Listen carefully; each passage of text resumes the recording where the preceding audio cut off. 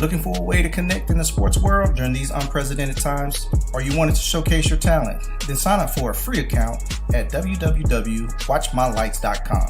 My Lights is a social media sports platform that provides all users with a free way to communicate and share sports highlight videos with anyone around the world.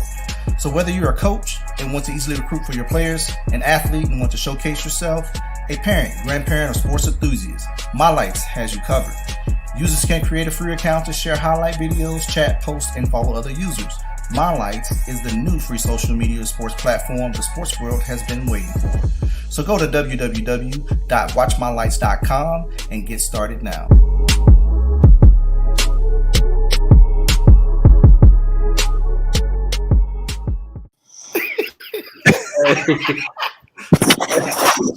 What's up, man? What's up, Bruce, man? Bruce, we here, Bruce. Bruce, stop playing with me, man. Yeah, man.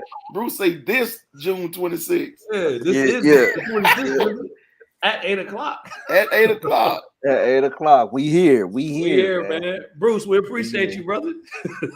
Yeah, man. Hey, welcome back. Hey, Charles and Tat, welcome back. I know, right? Bruh, man.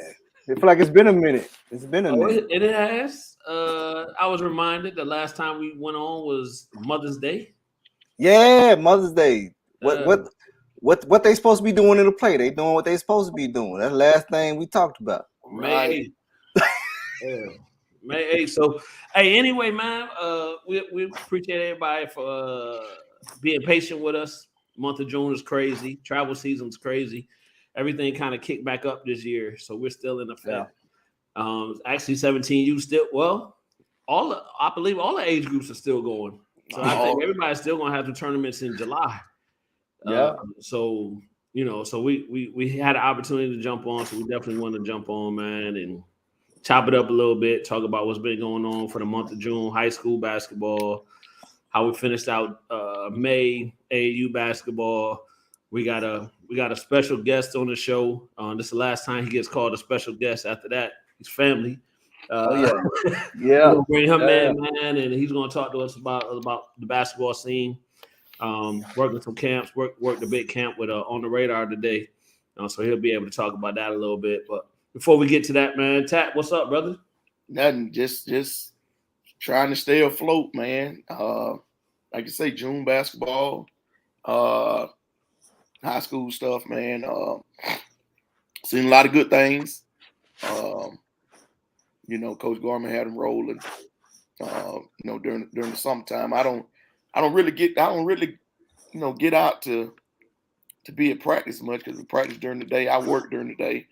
So ain't been in practice too much, but kept tabs on the guys and talked to Coach Gorman, day in and day out about the progression of the kids, man, and just been trying to keep AJ afloat and Kalen Rose and man, just maintaining. Oh yeah. No, all good, man. All good. Hey, same thing here. Charles G, what's poppin'? Nothing, man. So I got a youngin, kind of in where his first June experience for a rising freshman. So sitting back, taking it in, seeing what I can see, seeing where we can improve, seeing what's what. So like I told you before, man, it feels good just to sit back and be dad. So I can root for the team, root for my kid. So that feels good, man. Feels real good. Yeah, man. I'm right there with you, bro. June. If I was working, I would take off the month of June. If I was working, I'd take off the month of June, man. Just being able just to be around it, from afar, so to speak, to be able to sit back and just be dad. Yeah, man. You know what I'm saying? Taking them to practice and their workouts, and then going back and then going up to the games and just sitting in the stands, man. So it's all good, man. Just being a dad. The part I didn't like, though, I don't like paying to get in nowhere. I ain't used to paying to get in nowhere now. Like, hold on, man.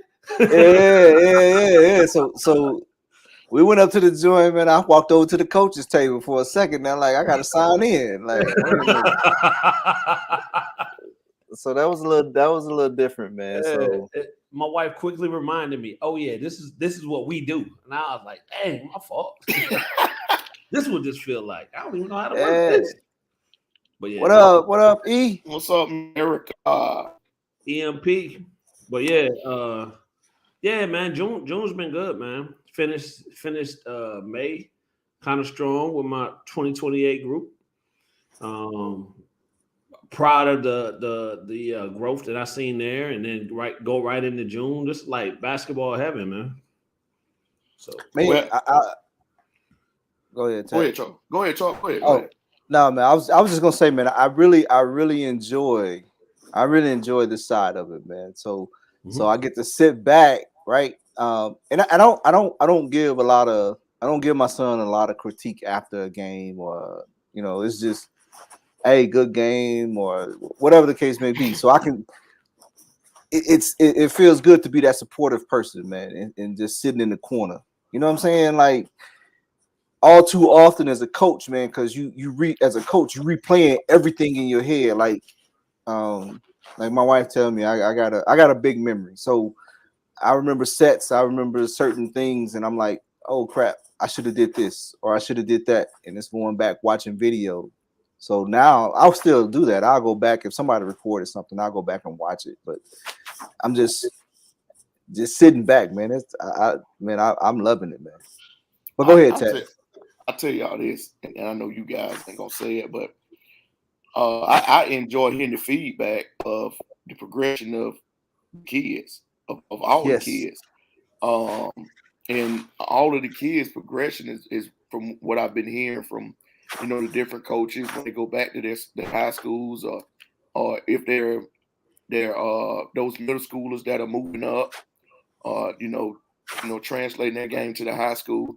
I've heard nothing but good feedback on our kids, from various coaches, and that's a blessing to see you guys work with them, build that confidence, continue to watch them grow, and and help develop them. And when they get back to those high schools and start and they flourish, it pays big dividends. It has them ready. So that's kind of the what I've been hearing from, like I say, from different coaches, and that's about different kids. How such doing? Oh, he's doing well. He's played well this summer. Even if you get to a couple games and you see the kids and you see their progression, you see they're not afraid of playing, that style of play. So it's they're a good embracing thing it, man. Yeah. I'm gonna tell Charles like a proud dad over there, bro.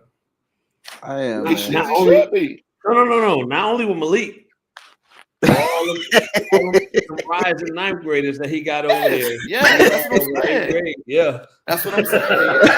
Hey, man. Yes. Hey, brother.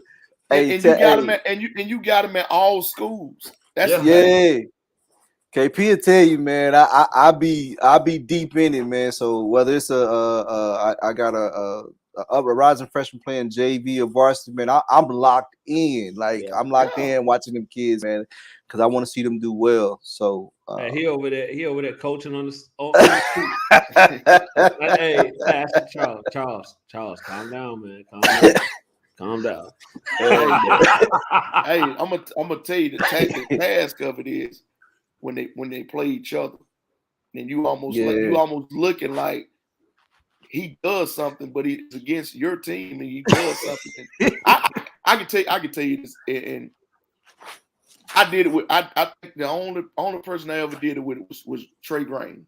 Mm-hmm. And we playing Northside, and Trey does something, reached, picked up a stupid foul, and he turns and he looks at me, and I'm looking like, that was stupid. and Coach Garman look at me like, man, what you doing? Like, and I look at him, I'm like, man, my bad. That's my bad. But it's being around it for so long. Yeah. Yeah, man. I'm telling you, it's that connection. There's a connection there. Yeah, it is, man. I'm telling you, y'all are gonna find y'all. And I'm talking about this in the middle of a game, middle of a one round north side game, and he does something stupid and foul a man or something. And he looked at me and I look at him like that was just stupid. Yeah. Coach gonna turn around, look at me like, man, who team you on? Yeah, you right, man. Oh, no, my bad. That's still one of my kids. Yeah, I'm telling y'all gonna find yourself doing that. Well, I found myself doing it against Perry. Perry, yeah. Little Bug was out there. I'm rooting for Bug, and I'm like, one of my other players bring it up to court. I'm like, hey, it's weird, man. Yeah. So no, that's all good, man. Hey, before we get too deep into it, man, let's bring out our special guest. Again, this is the last time we call him a special guest. The one and only coach, trainer, mentor, motivator, Cam Daly. Bring him up, man. Cam, what up, man? What's up, coach? Thank y'all for having me again, man. Hey, you heard what I said. This is the last time, bro. This is the last time. Shoot, next time I might even make the link for us then, man. What's going on, man? How your June been?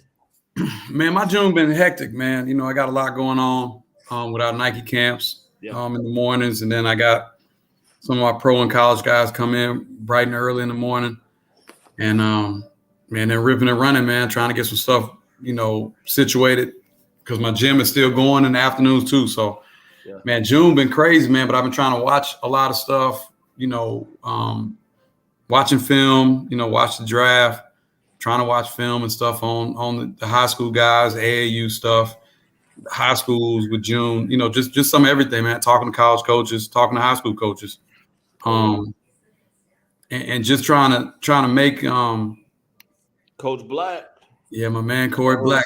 That's the GOAT right there. Just trying to keep around the game as best I can, man, and help out any and everybody, man. Because at the end of the day, we're all basketball heads, and we all had our time. None of us got eligibility anymore, but we know what it takes for these kids to get to the next level. So, that's all I'm about. Yeah. Cam, I know you were over at the On the Radar combine today. Talk about that a little bit. Man, saw a lot of under the radar kids actually who I didn't know anything about. Sat and watched a couple of games and stuff like that. One thing I can say is we have a lot of talent in basketball in Georgia, period. All the way from TIFF all the way up into Dahlonega, places like that. But one thing I see, some kids love this game, and some kids just like it for the gear and to tweet stuff. And I'm starting to kind of see like it's more likes and it's more love from the parents who want their kid to be something than these kids want it. Yep. And at some point, these kids got to kind of figure it out. And some of these parents got to stop trying to live your dreams through your kids. Because I saw a lot of kids today who weren't even trying to challenge other kids they were playing against. Or it's because they may know about this kid and hear his name it's like LeBron's on the floor and now let me move out of his way. Or it's the kids who are higher up who don't want to lose that ranking. And a kid start going at them and, all of a sudden they hurt or they want to come out of the game, which is like, isn't it supposed to be about the game, man? Because, I say this a lot too. And it's funny when I tell people this because they look at me like I'm crazy, but I've never seen anybody hold their shorts up like this and jump inside their shorts. So why should I have to fear them when they come on the court? Because they put their shorts on just like I do. Right. Yeah. And I'm not going to back down if Michael Jordan and LeBron walk in the gym and start playing against me. I'm not going to show them fear because then they're going to go at me harder. Yep. I'm on the court with them. I got to play. Yeah. And that's where, it's so much going on with the media and like scouting gurus and other stuff like this that plays such a big factor in the game. And I think people are chasing that instead of chasing the likeness and the love of the game of basketball. So would you say it's a lot of what's the right word? Clout chasing? Yeah, clout chasing. Oh, okay, yeah. There's a ton of it. I mean, I remember in coming up, it was like maybe 2 or 3 coaches on the bench, and it might have been 1 cameraman in the gym. Now it's 17 coaches on the bench because, you got to appease the dad who got your son. You can't really say nothing to him. And he got a homeboy who wants to be on the bench with y'all and wear the backpack, and he has no clue of basketball. And you got 55 cameramen on the sidelines doing this, taping everything. That's all everybody playing for now. Yep. Like kids making layups and they turn and point at the camera and all sorts of stuff. Dude, that's your 2 points of the whole 40 minutes, man. What are you doing? Hey, it's man, all the show. Them cameramen are special, though. They can put it together for you. Man, listen, man. Like, I love what the media and the cameramen have done for, like, they brought the game to the next level. Yeah. But, I heard it on the spaces earlier today, and I've been agreeing with this. Like, basketball is one of the easiest sports to jump into and get a name, or like, hey, I start making clips for you, right? Put them on YouTube, and now all of a sudden I got a media service, and people want to pay me for clips. I'm cutting and doing all sorts of stuff, and I got some music behind it. But you can't send them clips cut up to coaches, and then all of a sudden they're gonna come see you in a real game, and that one pass you made was the only pass for somebody for an assist. Because now they like. It's cool because it's giving you some notoriety, right? But a lot of people put it on that because, just for instance, when LeBron brought his team here to Marietta, and they had all these clips and highlights, but nobody talked about how they lost every game by 30. That wasn't said because it was a narrative made by the media, and they follow these cats around, and everybody wants to be a part of that now because they're getting followers. That's all everybody wants is followers. Yeah. So we're getting away from how when we were younger, it was just love for the game. We loved to play. We could. I know y'all around my age. We could go play 8 a.m. at the park. 12 noon, we had our high school. 4 o'clock, we had another park playing outdoors with grown men. 8 o'clock, we going home to eat, and it's a repeat. A lot of these kids do that. Cam, I can remember when word got back when somebody was talking a little ish. And it was like, hey, bro, meet me at the park. Let's go. You know what I'm saying? That's where I want to be. Hey, before we jump too far into that, man, we got somebody else backstage. I want to bring out big bro, Big Waste. That's a legend right there. I'm going to be quiet now. Wait. What's up, fella? Cam. Man, I'm about to go get me some popcorn just there, boy. That's why I follow you on Twitter, baby, because you let them know, baby.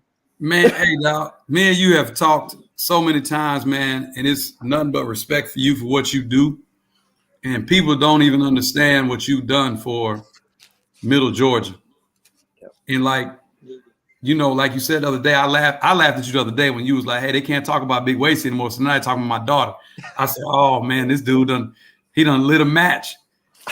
Yeah, man. Hey, you know how it is, man. He done made them kind of be quiet. So, not that little Casey, but she'll. Man, and listen, man, like you ain't got to go at her or nothing like that or say nothing about it, man. You in your lane, like, man, leave us alone. Oh, straight 100%. Up. Yeah. 100%. And Wasey ain't quiet him a little bit. He done quiet him all the way, man. Oh yeah. Yeah. All the way. You got to though. You got to. Like, hey man, don't come. I tell people a lot of times, man, like we can have great conversations, but it was funny, man. A little group I'm in, Marlon Gill put in it like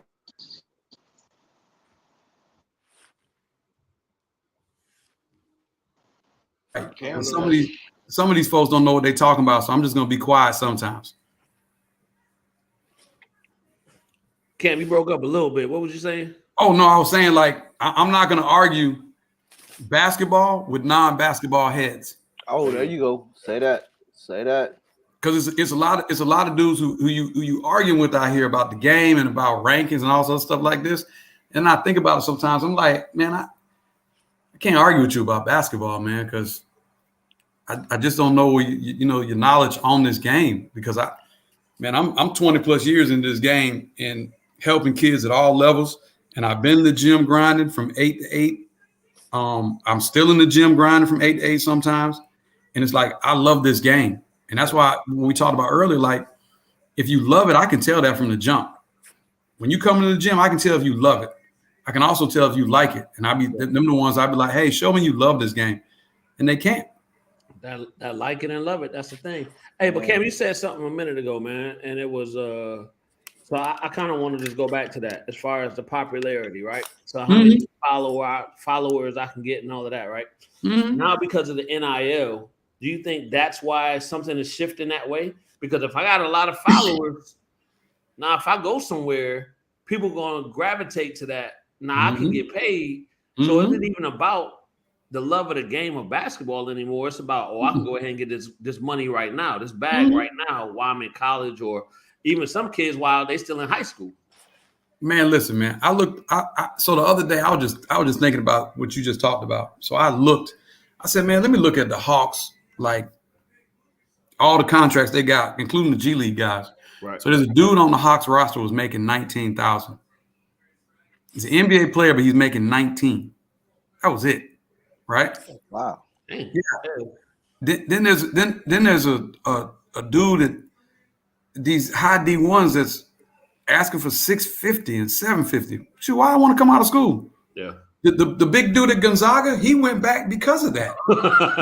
He's probably gonna be in the second round, but why go second round when this ain't guaranteed? I can go back to Gonzaga for another year and be driving around in the car making $750. Hey, when I seen that, I thought it was an error. I was like, "There's no way this cat still got right." Right. Yeah, was it Timmy? Whatever. Yeah. Timmy. Yeah. Timmy, But this is it for him. This is it for him this year, right? Yeah. This is it for him. I mean, we hope, but nowadays, like I remember last time we all talked with us and Black, and we were talking about the overtime elite stuff. So now I'm hearing that now they got to get those deals for those kids so it won't interrupt their eligibility. Oh, they got to do the NIL deals. Yeah. Ah, okay.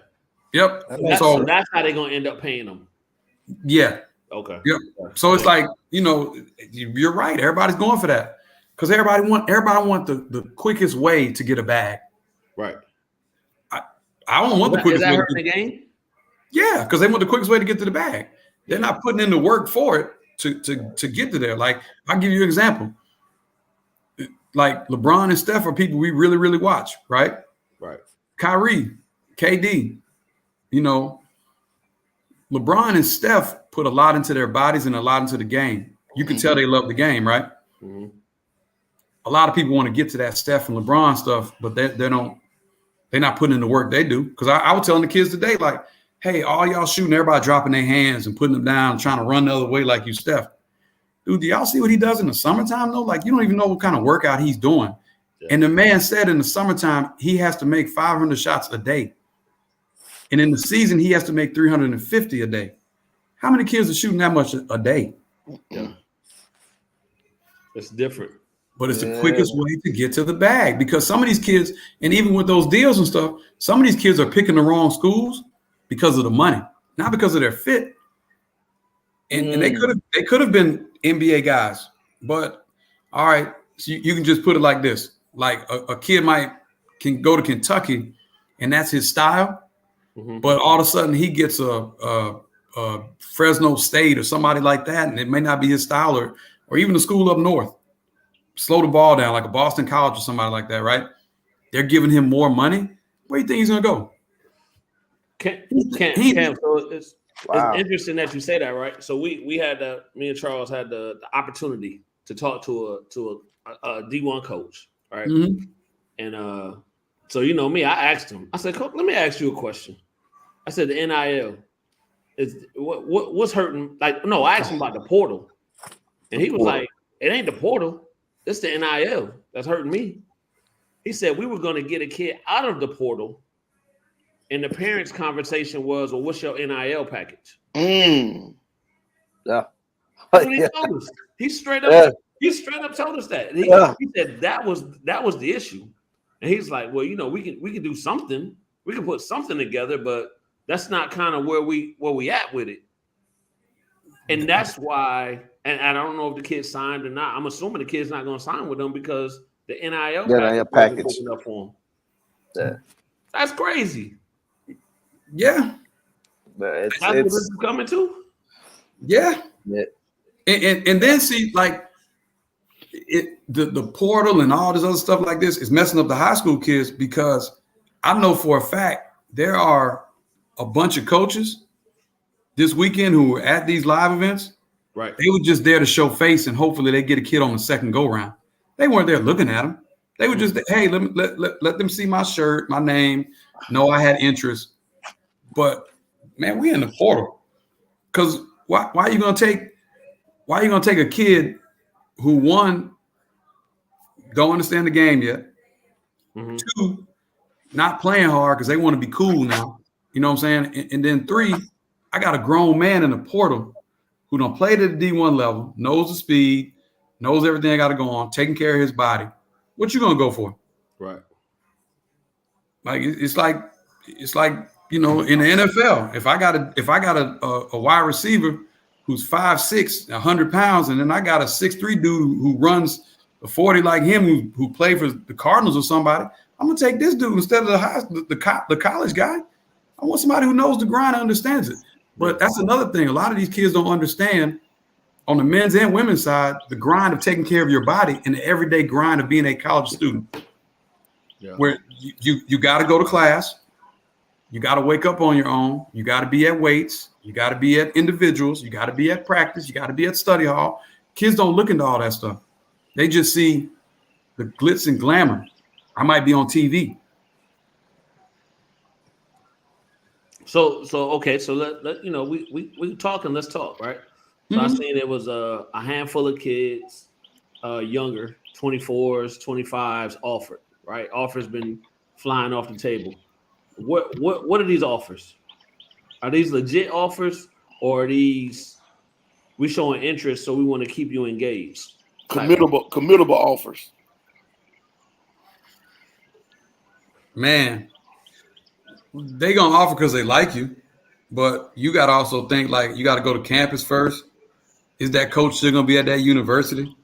And then maybe even if you commit, because a lot of these 24 and 25 kids, they know ain't gonna commit. So it's just, I like them. I'm gonna offer them, but I you know what I'm saying? Because I know kids who've gotten offered in their 9th grade years from schools. And by the time they're seniors, those schools ain't looking at them no more. They moved on. But is that a way to, like I said, capture their attention? Because it seemed like one school offered like a whole bunch. Oh, I know you're talking about too. Yeah. Right. And I'm like, offered everybody. Yeah, and I'm like, is that what's the motive behind that? Man, I know you know that inside talk. Yeah, to get likes, to get some notoriety for your university. Also, you know, like, some of these coaches are throwing these offers out to these kids because they want to be the first one to say, I saw them before you did. But also, I know for a fact, a lot of these coaches don't trust their own eyes. So they like, oh, you offer, now I'm gonna offer too. Or who, because a lot of times we all know when coaches call, what are they asking? Who else offered? Right. What you mean, who else offered? Right. That's what I'll be thinking too when they say that. Like, yeah, but difference doesn't make. Hey, but you know the problem with that is, because so many people have called these coaches and tell them about this kid and you need to offer. But then they're like, hey man, have you seen me? Have you seen us play? Or do you know what we do? Do you know where we're at in the middle of nowhere? Like, you want me to offer this kid because there's so much of that going on. I got to get my kid an offer. So now I'm gonna call my people. And it's guys out here get mad at their friends in the college game. You didn't offer my kid. But then it's also coaches who are offering kids, but they had another kid in their program or their university, and they messed that kid over. So now why me as a high school coach or AAU coach want to send my next kid to you? But also in the same sense, some of these high school and AAU coaches are sending these kids to these programs, and they already know they're not good enough for that program, but they're sending them there for a notch under my belt. And now I'm getting somebody else to come to my program because I got a kid at UNC or I got a kid to Duke, but he might not be good enough for Duke. But Then the school comes back to you and like, hey, I don't want to even be around your program anymore. You sold me some BS. Right. Or, hey, we'll take this kid for you because you're going to send me that kid. And all the basketball people who really around the game know the ins and outs and the dirtiness that goes behind. So the integrity is compromised. Yeah, some of these parents don't understand that. They don't see it. But then also parents, what y'all don't understand and see is when that college coach sitting across from you, there are many reasons why they sit across from the stands in these AAU games, right? One is they don't have to hear you screaming and yelling. They don't have to hear you trying to tell somebody he got fouled or the score is wrong. But they're also watching you. Right. Because if, man, mama and dad. Stop the clock. Man, listen, man. Man, I think I went to a summer league game. It's just a summer league game. Like, it has nothing to do with anybody's record. I'm sitting on the other side. Man, a parent walks all the way over there and says, hey, the score is wrong. The score is wrong? Who cares about the score right now? Like, that's why I put a tweet out like a couple weeks ago, like, hey, you know what we should do in the summertime? We should have these schools play these games, and like for the first 36 minutes, like don't keep score. Just let them play. Because that way a kid ain't worrying about how many points he got or whatever else, or we're winning and losing, now I go into panic mode, but they're just playing. Then the last 4 or 3 minutes of that game, you guys stop it. Hey, Charles, your team is up 3 with a minute left. My team is down 3 with a minute left. What coaching is going on? And I'm trying to understand how kids play. Because Charles could be up 3, they inbound the ball. One of his kids ain't even thinking this, just shoots a 3. We get the rebound coming the other way. Now we tie the game up. You're teaching them situations. Yep. Because I've heard parents too, like, man, we going to the GHSA thing, and man, this team is playing zone. Why are we playing zone in the summertime? But they might play zone in the winter, so they're working on their stuff. So why don't you sit down and let this coach go, and you let them do what they do? But it's so many people, it's so many couch potatoes who coach from the couch or the bleachers. Experts, Cam. And think they know the game. Whew. You don't know. You don't know the game. You've never been in a situation where your team is down 20 and all of a sudden you come back, you know, in a packed gym and everybody's screaming and yelling and you sweating in your suit and you trying to figure out, man, my 5 that got us back within 5, they all tired. What can I do? Right. We've been in that situation. But you've been at that popcorn thinking, oh, well, I saw Jeff Van Gundy or somebody in the NBA run this play last night, so let me go run it now. And that junk don't work, man. These high school kids don't understand the NBA game. Hey, why you ain't calling timeout? or because what they doing on their sticks playing NBA 2K, they think I can run this stuff. Man, whatever, man. Like, we don't come to y'all jobs. If you a car salesman, I'm not coming to your job and tell you how to sell your car. I'm sitting there, but that's what I'm gonna start. That's what I told when I was coaching. I told some of my parents, man, I'm gonna start coming to y'all job and sit behind screaming and yelling in your ear. Let me see how well you do at your job. Right. When you a telemarketer and you trying to talk on that phone, I'm screaming behind you, telling you ain't doing it right. Man, you ain't talking to that customer right. You can make this sale. Oh, Don't say that. You should have said this. Yeah, but we don't do that. But we are the most like watchful eye, and everybody knows everything. Like parents are telling me, they're coming to me. Man, I had a parent come to me, man, and I've trained a lot of people, and I might not be the greatest trainer this side of the Mississippi, and I don't even care. But I know what I can do for a kid. But you come to the gym telling me, hey, well, I want you to work on his 2-dribble pull-up with a step back, a side step into what James Harden be doing. And your son, hold on, Cam. So they telling you what they want you to train him on? Yeah, your son 11, right? 11. Does he know how to pivot? Does he know how to make a left-hand layup on the left-hand side with the proper footwork? But you want me to work on what you saw James Harden do last night because my son can make it to the NBA. That's what's gonna get him to the league. Man, hey, guess what I tell him? Hey, I don't think I'm the right dude, man. We'll somebody else. Hey, what I'm going to work on is what's going to translate to his game and what's going to help him get on the field. Yeah. Hey, speaking of NBA, seen a link the other day. Shout out to Big Wasted, Lil Wasted, top 30 in the mock NBA draft right now. And I don't forget 2023. Yeah, 2023 Mm-hmm. Was one of the ones that I seen, man, and commend, like I say, commend Wasted and Lil Wasted on that. Could see how much hard work that he's been putting in and continue to put in to even be, in the top 30 conversation right now. Mm-hmm. And hopefully, he climbs that ladder and continue that success. So shout out to you, Wasted, and Lil Wasted, man, for that. Wait, what's the blueprint? Man, you just hard work. You need a lot of luck, man.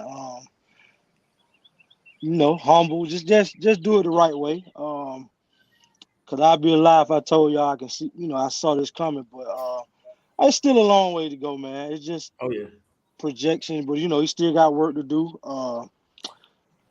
Still, like I said, it's gonna take a lot of luck, a lot of prayer, a lot of stuff got to fall right for it to happen, and I know him, so I know what he gonna do, and so we'll just keep doing what we've been doing and just let the chips fall, man. But the blueprint, man, I just say is just work, man. Do it the right way. Plus him growing to 6'7", that didn't hurt either. So, you know what I mean. So that what I would say, man. Just keep him humble, man. Keep him working. Keep him in front of the right people. Listening at the right people and stuff like that. And hey, let's just see what happens.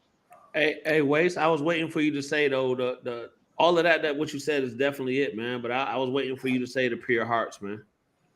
Oh, pure hearts, man. Yeah. I always say yeah, you know what I mean?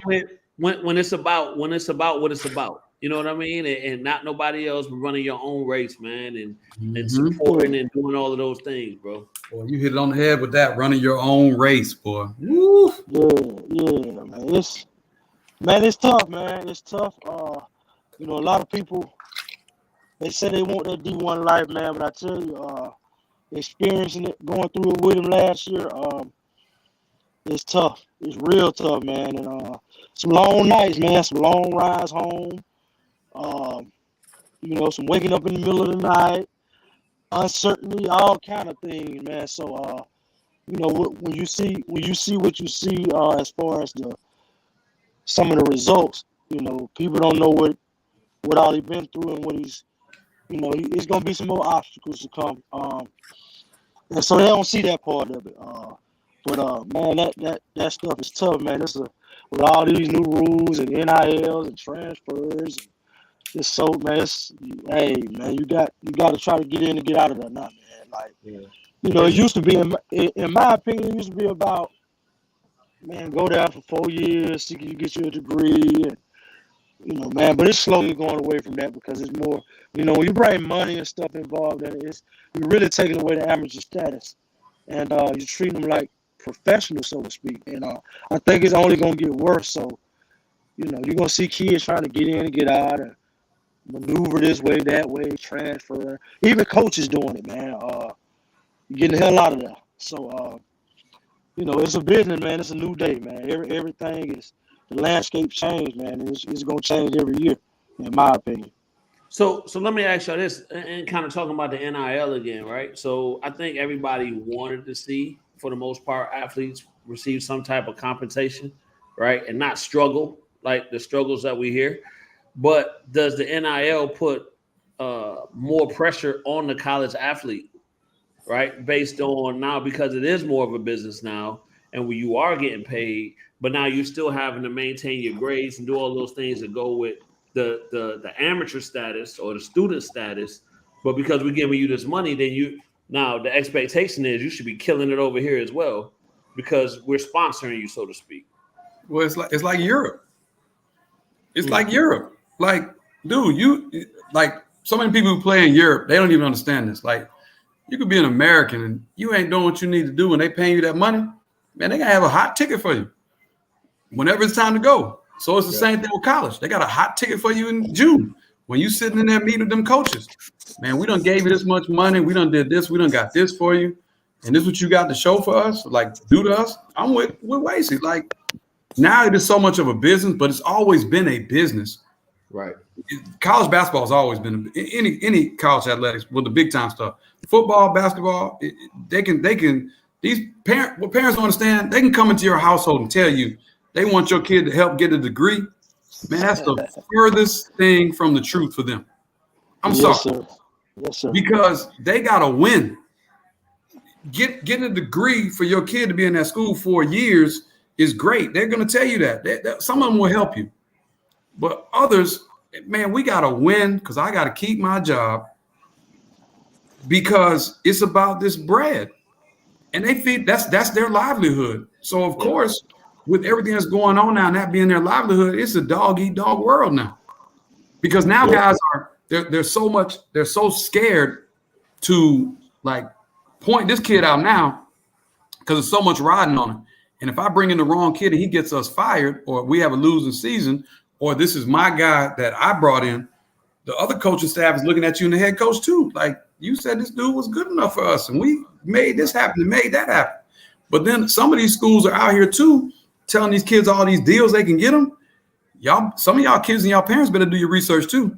Because when you sign and you get up there and you thinking I'm getting all this money and they said I had an apartment and I had a car coming, I had $320,000 and them jokers giving you a meal plan card.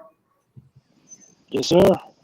Yes, sir, man. It's, I like it. I like it to the point where kids, have a little leverage and, get a little paid for their name and likeness and image and all that stuff. But, man, when you really look at it, man, I look at it like this. If you do the work, the money gonna come.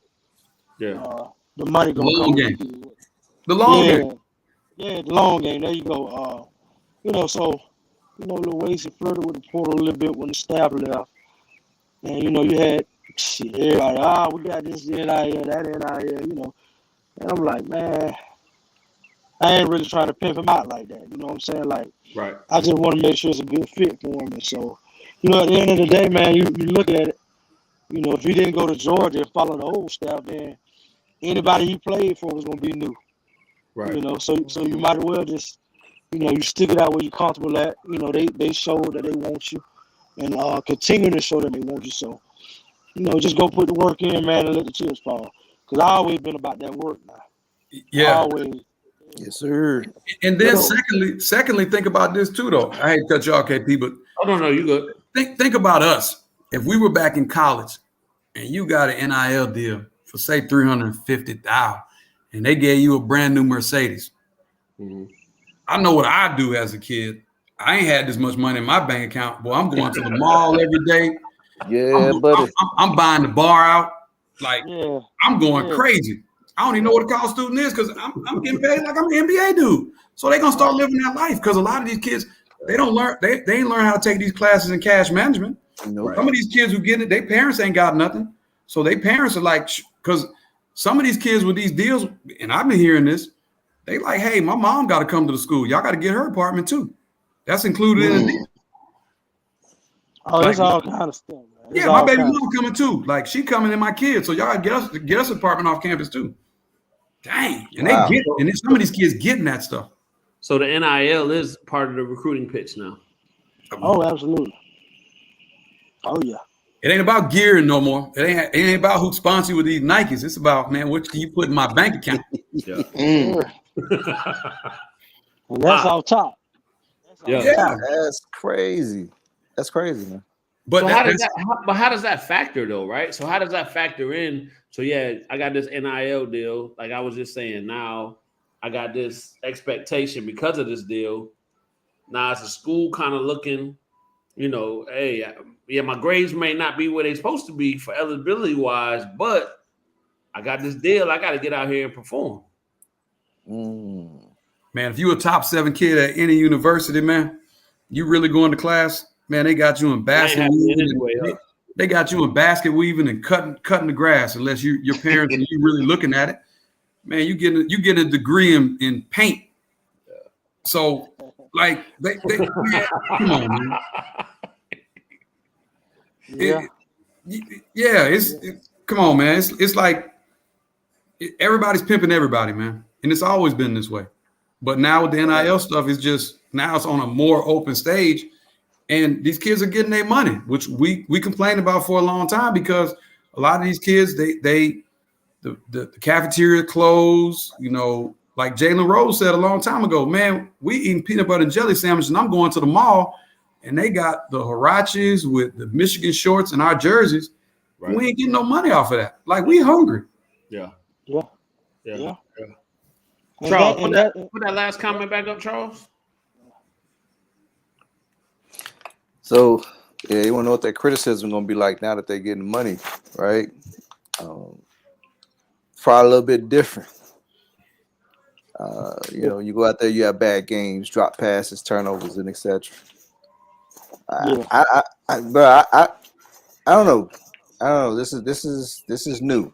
Yeah, what's your thoughts on that? In a sense of a Stephen A. or a Shannon Sharp or a Skip Bayless, right? Because these NIL deals, the big ones, they know, right? So people know that you have this deal. So now when you don't go out and perform, are you getting criticized as a professional, being a college student? No, I don't think they go that far. I don't think ESPN and them like go into that, like criticize a kid for that or even talk about their money because they're really not a professional yet. Like Stephen A. is going to criticize, you know, the professional dudes. But you and I both know it's some of these kids in college who ain't got the elevator don't go to that top floor. So you criticize who you want. That kid gonna be in Connecticut waiting on you to come outside. So I don't think. I think it's the same criticism. Like I'm pretty sure maybe a donor may say something to the coach like, "Hey, we give him this money, like get him in line or whatever." But that's been going on anyway with these secret handshakes from back in the day. Yeah, like. Boosters and donors.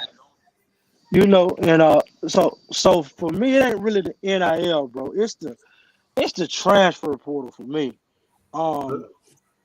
Man, I just feel like it's a gift, you know, for a situation like if your coach and stuff do leave, then you should be able to leave with no penalty. But man, you got dudes playing 30 minutes a game, first team all conference, and they just going from school. I'm like, well, why are you leaving? Like, what else you want?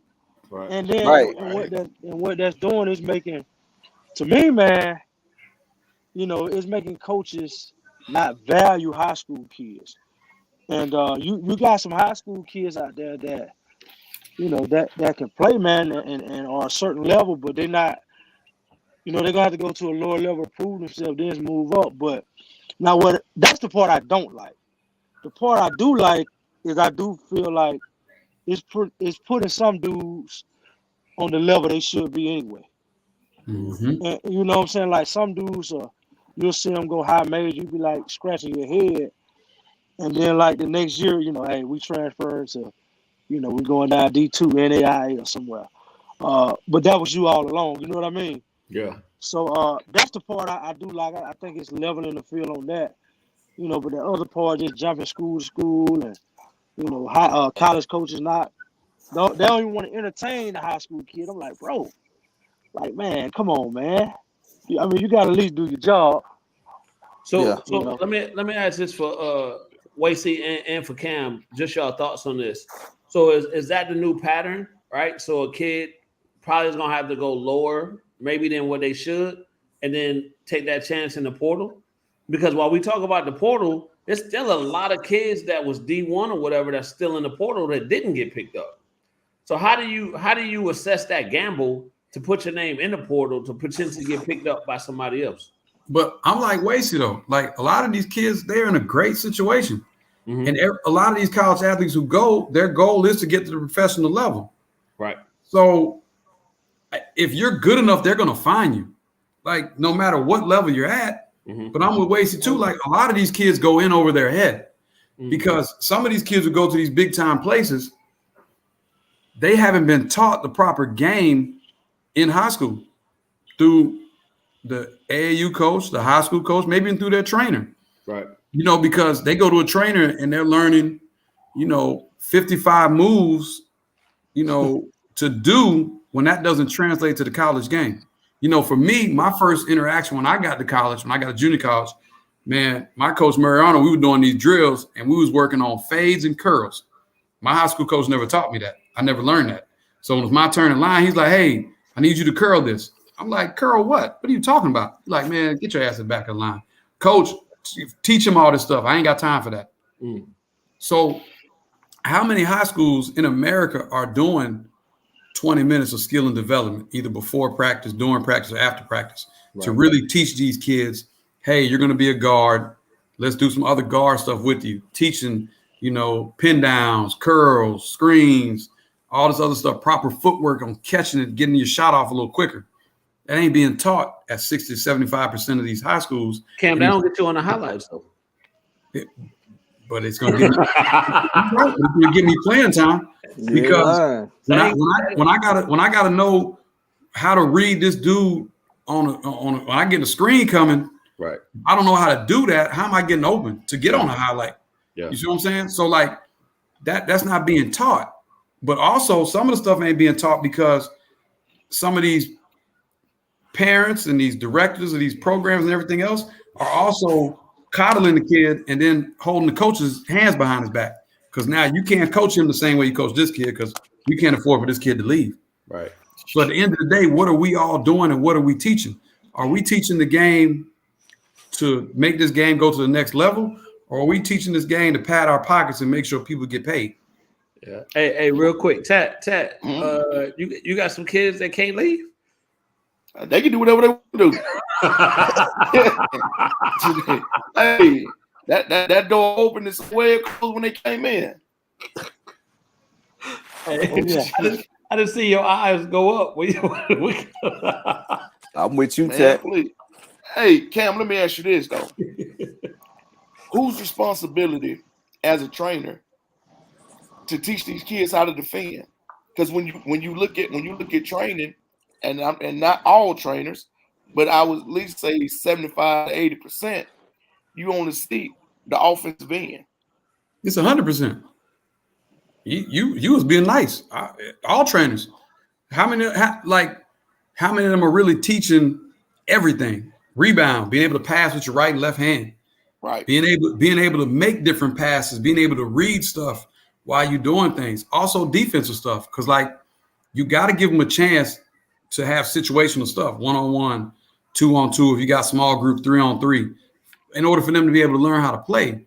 But also with that too, trainers, coaches at every level, we're all not getting together to formulate a plan for these kids. Because if a kid comes to train with me, I'm asking the parents, like, what do we need to work on? I'm asking the kid. And if I know you're at a high school program, I know that coach, I'm calling that coach too. Or I'm going to a game to see what they run that I can help him get better within the confines of their offense. Yep. But then you got some trainers and people who are just training the kid, and they're doing the same 10 workouts with a 6'11" and a 6'2". You're not helping the 6'11" get better on what he needs to get better on. You're not helping you're just doing 10 workouts the same. And now everybody's like, okay, now my 6'10" can't post up.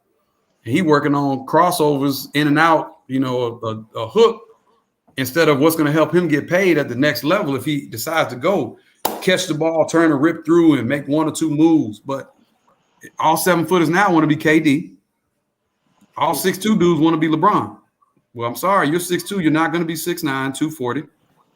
And then the 6'11" dude, KD he's a myth to a lot of us. Yeah. Don't look at them. Find out who on your level. Look at a dude in Kentucky, or look at a dude at whatever else going on. And then two, a lot of these parents, and I'm gonna keep on rambling for a little bit. I'm sorry. Go ahead. Do your thing. Hey, Ken, when you said that laugh wasn't for you, brother. That laugh, Charles knew what that laugh was for. Yeah. Oh no, I'm good. We know somebody to fall in that range. It's like, hey, bro. Yeah. So like we also too, like I tell kids all the time, man, you do know how many programs are around you that you can go watch a practice or go to a game, and it ain't got to be D1. You can go to NAIA game. You can go to a D2 game. You can go to a JUCO game, and then you're gonna start seeing the speed and the pace of the games. Because I've sat with numerous coaches at different high school games, and they like, man, I can't watch these babies play, man. Like they crying about getting tapped on, and they ain't even running the floor hard. The big ain't setting no good screen. Kids don't know how to read the screen when he coming off of it. Because I hate a dude who's setting the screen here, and the kid dribbles all around here. You just wasted the dude screening. What are you doing? Yeah. So it's so much stuff that we all don't put into it because everybody sees, once I go back to it, this media stuff and everything else is going on. And let me find a way to get a quick highlight. So I dunked on somebody that did this.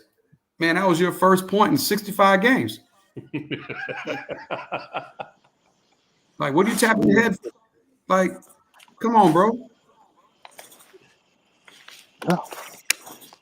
Ken, real quick, I'm just gonna put this out here. Whenever you speaking, brother, it ain't rambling because you telling the truth. Yes, man. You speaking 100% facts.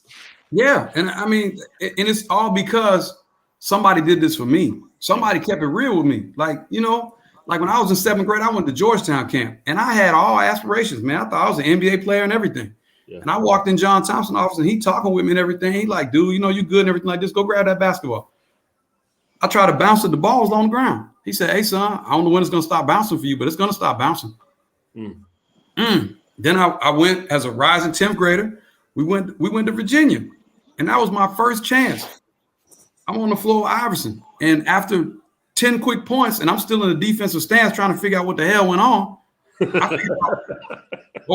I ain't like they say I am, man. I got a lot of work to do. Yeah. But a lot of kids ain't real with themselves like that. They're just going to say, well, I had an off game, or, you know, this dude, yeah, he's all right. He's decent. Nah, he ain't decent. Like, but also we throw around the word pro so easily. Like, everybody's a pro now. How is this kid a pro in 6th grade? How do you know he might be 6'5" now in the 6th grade, but he might not grow no more. But you're labeling him a pro already as a 6-year-old. That's why I wish they would take rankings out until you're 15 or 16 years old. And just let these kids play, because they start understanding the game, and then they play the game the right way instead of I'm the number 1 6th grader in the country. They play for the rankings. I'm playing for this AAU team. Now it's my team. Y'all better give me the ball because I'm the number 1 6th grader in the country. Yeah. And you know, and even speaking of that, man, and for, with everything in me, right? You try to tell your team before a game, teams clapping and chanting and doing all of this stuff, and the intimidation piece that they're trying to do, right?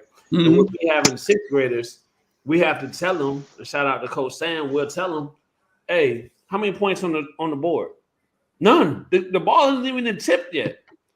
But they're already trying to get in your head, so don't even fall into that piece. And the piece that we ran into this summer was kids knowing other AAU organizations' names. Yeah. Right?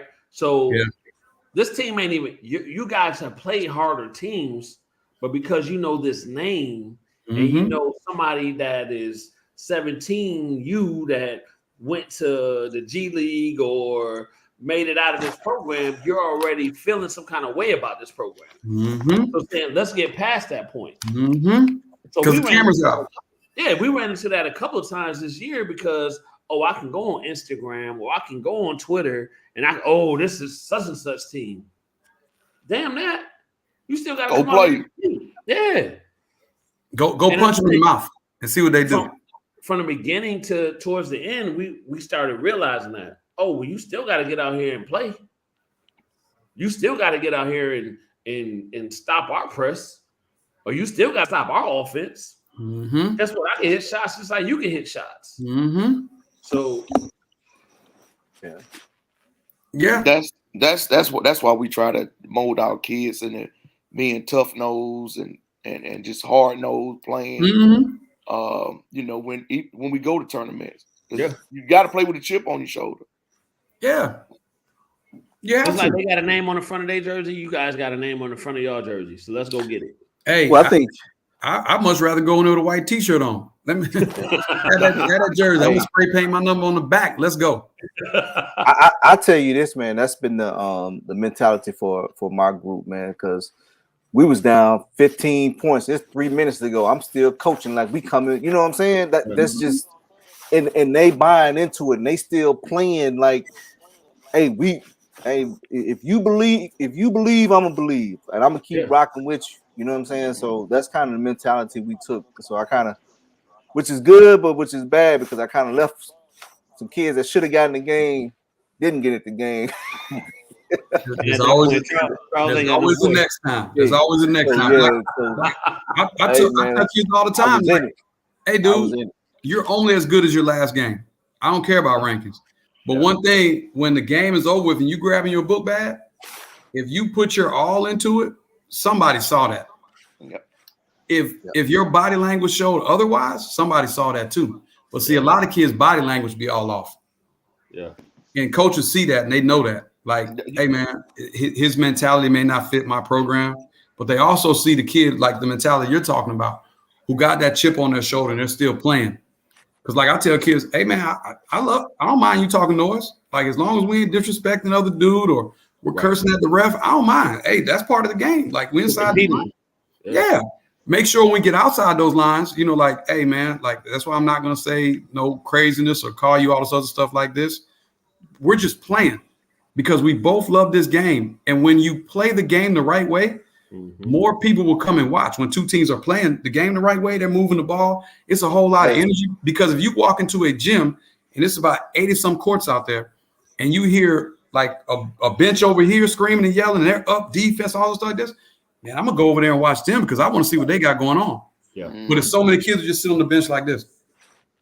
Oh, yeah. Yeah. Oh, yeah. That happens a lot, man. Yeah, that happens way too often. That happens a lot. I think the so being able to watch games in the summer, right?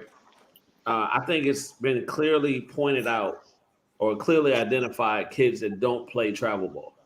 Whew. Right? And just from an aspect of they don't have the reps. So the basic knowledge of basketball that we're talking about, it just doesn't click with them. You know what I mean? And just knowing how to, like you said, knowing how to come off a screen, or knowing when you should do things that hopefully if you're playing at a varsity high school level, the coach doesn't have to emphasize every piece of it. There's a lot of kids that don't, and I think that's what kind of gets lost in the beauty of playing travel basketball is because you're getting those reps and you're getting coached up. So it translates when you do come back and play school ball. There's a lot of teaching going on still. Yeah, but that's what it has to be, though. Like you just said, a lot of teaching. You have to be with the right organization that is teaching. Yes. You can't be with and see a lot of these kids. The balls out. Yeah, go to these EYBL programs because of the EYBL program, but like how many practices are you getting? Right. Are you getting developed? Like you got a great chance because that is probably the best circuit to play because they play the game the college way and everything like this. But if you're on a team where y'all just flying into a city every weekend, there's no continuity. Some of the guys don't know what you're trying to run, don't know what's going on. So I'm more for teaching, especially when we go 12 and under, 12 and under. Yes. Don't worry about your wins or losses. At all. Teach these kids the correct way to play the game. Because at the end of the summer, the parents are going to see that translate to them to be better. Yes. And then instead of the kids coming home with all these trophies, but he still can't make his middle school team, or he can't go to ninth grade and make his ninth grade team. Yeah, you got a bunch of trophies and everything to show for it. But then the parents are like, well, he didn't get better this summer. I don't. You know, like the 1 through 8 on the EYBL circuit, yeah, you got a great chance. Right. But if you're 9 to 15 on that team, maybe go play with somebody else because you got to get the reps like you talked about. Yeah. You got to get those reps. You got to learn how to play the game. Hey, I'm gonna say this, man. It's a lot of kids that's been hiding around talent. And then when they spurt off and they on their own, it shows. It's like, oh, wait a minute. This game hard. Yeah. Somebody made it easy for me, but this game hard. Now all of a sudden. Yeah, you get to your high school, the road done changed. Well, but that's the thing though, right? You see it all the time. Like somebody they don't want to handle pressure when pressure on. You know what I mean? When they don't want to handle the rock when pressure on. Or hey man, let me tell y'all this, man. When pressure's on. Hey, so when I was at Tuskegee, I played. We had a dude named DeJuan Jones who transferred from LSU to Tuskegee. So me and him in the gym shooting one night, and he like, yo, he said, man, we at Rupp Arena, man. He said, dude, I almost peed on myself. I said, what you talking about, man? He said, man, we took the ball out, man, and I caught the ball and turned, and before it happened, they were shooting a free throw. He said, I turned over there and looked, and Tubby Smith would tell him this. time to turn it up. Said, man, I caught the ball and turned, man, and all these fans are screaming and yelling. He said, man, I didn't get the ball across half court for 3 straight possessions. Like, how many have played in that type of environment? Right. Yeah. Like some cats ain't made for that, man, because playing in front of 1,000 people in a high school game to being at like down there in Florida when they down there doing that Gator chomp and it's all these people in there and they seem like they're on top of you, man. You what? And it's a nationally televised game and your people watching. Everybody wants it until they put into that fire. Hey, that's even true where you playing your travel ball at. Mm-hmm. Oh yeah, especially like we said that all them camera crews coming there, and you on the main court and everybody in there watching.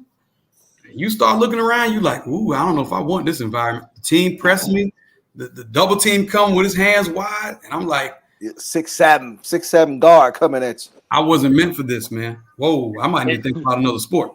But here's the thing, though, and I own it. We failed to that because as the game is going, we're cruising. Now the game is getting tight, and now every possession matters, and the parents is yelling and doing all of these things. And our parents, their parents, and the kids felt that they didn't know how to handle that. That's a real thing. But I'm like, that's an experience as well, though. This is how we're going to get better because we need these environments. Yes. Mm-hmm. And you can't be scared, man, because listen, I truly believe in this, man. There are basketball gods. If you put in work for this game, they see it. They know it. Your work translates. But if you know, like I tell people this all the time, players are made now. Right. You ain't made in November. Yeah. Whatever you did May, June, July, and August, that translates to October, November. So if you ain't put in no work and you try and go in tryouts and you might say, well, I go in tryouts and I'm like, well, last year I was way better than Wasey. Man, I don't need nothing to worry about. And all of a sudden he comes in the gym and starts kicking my ass. What happened? Because he don't went to work. Yep. And a lot of kids, and I hate to say this, like we're going back to the media, a lot of y'all working out with y'all people and you and your trainer sitting down waiting on the camera crew to come in there. Right. Camera crew? We can't start the workout till the camera crew comes in here. You better start working anyway, man. That's one of the reasons why I like to see some of those younger kids play up. That's a good experience too. Get your butt kicked, get pushed on. Because I saw some kids at Chris and Sean thing today who was 26s and 25s playing in it. And you got these grown men, these 22s and these 23s, and these little kids they ain't want to smoke, man. They were getting pushed around. They look at the referee like, nah, this is how they play. Right. And you think you're getting pushed around now when you get to college, no matter what. Because NAIA, you playing against grown men. Some of these dudes just got out of prison. And they got a baby mama, and they got a 2 baby mamas. They got to send money this way, send money that way, and they're still trying to get their degree and play this game, thinking they might get overseas. I've seen some NAIA games that will put some high major D1 games to shame. These grown men in there going at it. And like Koy said earlier, there are levels to it, but some of these kids, like you looking at a JUCO. Some of y'all can't go to Chipola, Northwest Florida. Like you can't go to Texas and play in those environments in Texas. You can't go down to the Florida JUCOs because these are these dogs, these dudes. Mm-hmm. Georgia's getting there, Alabama a little bit, but if you want to see some junior college and mama going at each other, go to Florida, go to Kansas. Man, when you see these grown men, these 6'11" dudes, I don't know where they got them from, who are dunking that mud like Shaq. Right? Some of these high school kids, they ain't made for that. Yeah. Then you got the NAIA dudes who, these are grown men. They know how to play the game. Then you go, there's some great ass D3 programs, and D3 is a very good level too. If you're a high academic kid, go there. You got the D1, D2s. Very great D2 programs. And there are D2 programs that got better facilities than some of these D1s y'all chasing. Yeah. Well, see, now they ain't gonna have no choice though. They gonna have to go there. Yeah, you're right. Because Wasey, you remember dude, Lincoln Memorial gets nothing but D1 transfers every year. Last year, I was at a tournament at Clayton State. Dude, they had 7 dudes. I don't know where the rest of the dudes was or whatever like this. Hey, man, them 7 dudes played hard as hell. And, dude, the conditioning was great. These dudes are getting to the bucket. I was like, goodness gracious. Some of these high school kids need to go to Clayton State game. Mm-hmm. Clayton State got 7 D1 transfers. They got a dude from Old Dominion somewhere, like a 6'11" dude, man, who I wouldn't want to meet in the alley, man, if he's mad at me, because I'm not making out that alley. But it's 6'11" kids or 6'10" kids, 6'9" kids who think they want to play at that level until you get punched in the mouth. Mm-hmm. And it's a business for these dudes, man. So you go in there with that cool basketball that y'all are so used to playing. Go in there when school first starts with these colleges, and you play that cool basketball and pickup. They're going to beat on you first because they've heard so much about you coming in. They're going to try and take your heart. And if they haven't taken your heart by then, the first official practice, they're officially trying to take your heart, because I can't let this freshman come here and take my spot. And I know the offense. So you're back to square one, a lot of these high school kids, but they don't see that because they don't want to be a piece of a role. They want to go and be the man. I'm hearing high school kids complaining about their roles of their high school right now. I don't get enough shots or enough dribbles. You're not going to get enough shots and dribbles your freshman and sophomore year in college. Right. Man, I seen, in this area, a couple kids turn down D2 offers, JUCO offers just to go to a post grad. Next year, they've been the same boat. Got the same offer.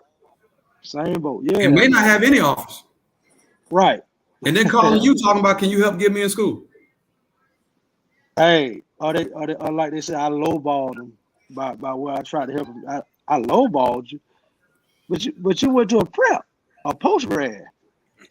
But I lowballed you. Hey, so are we ever gonna have this conversation? Hey, Cam, hold on. Wait, say he put him on his rankings. Hey, man, I'm through with the rankings, bro. Hey, I bet you done moved. I bet you done moved about three homes since you've been down there doing the rankings. I thought I was doing so. I said, Lord, I'm through with the rankings, boy. I'm trying to tell you now. I got dude talking about, man, I couldn't got him. I'm through with it. Hey, I'm surprised you still got hair, dog. For real. Like, I wouldn't have did no rankings. Hey, Cam, Wasted got a cat. That's in 2022. Still talking about the rankings. Your time came and went, man. What was my rankings gonna do for you? Like, it was gonna get you a school. Bro, and you know what's even crazier, Wasted? That, like, what people don't understand too is, especially for y'all down in y'all area, if a kid's down there good and starts getting talked about, they calling y'all to ask what your thoughts on this kid is. And no matter good or bad, like I never try and hate on a kid whenever coaches call me, but I tell that coach the truth. Right. Because I want him to still call me, have a relationship with me. And that goes into, relationships. A lot of us want to get our back scratched by these coaches and stuff, and we want to tell them anything, but we also got to understand that is their career and their job. That's how they feed their family. So, hey, man, I love when you tell them jokers, quit calling them college coaches bro. And I love when you tell them that, man. And then ask for gear and stuff. Like, dude, let me tell you something. First off, when you got a kid, that coach is your best friend, man. Best friend, man. Yep. He calling you. He probably coming to eat lunch with you. Everything, man. He calling you bro and all this other stuff like this. Then let your kid go somewhere else, or even go to them, and you ain't got kids no more. Man, is that coach stopping by your school? Nope. Is that coach calling you bro? But like, one of the things I've always done is, no matter what, when a coach hits me up, and y'all don't use bro or all this other stuff with them, like, coach, okay, whatever. Like, hey, this is what I'm telling you about this kid, but let's keep in touch, because I might always have a kid for you. I may send them, hey, Merry Christmas.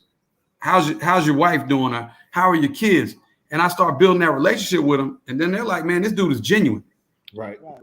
So then they're calling me, because I've had many coaches say, hey, Cam, you tell us the truth about these kids. Like, you're the first person who told me this. What? Are you for real? Like, how am I the first person? Like, you? Nah, because everybody wants to lie to us. So that's why a lot of them don't trust their eyes, because they've been told, hey, I got this 6'7" kid, man, can shoot cover off the ball. Then you go see him, he's 6'3.5", and this dude's shooting off the side of the goal like Paul George.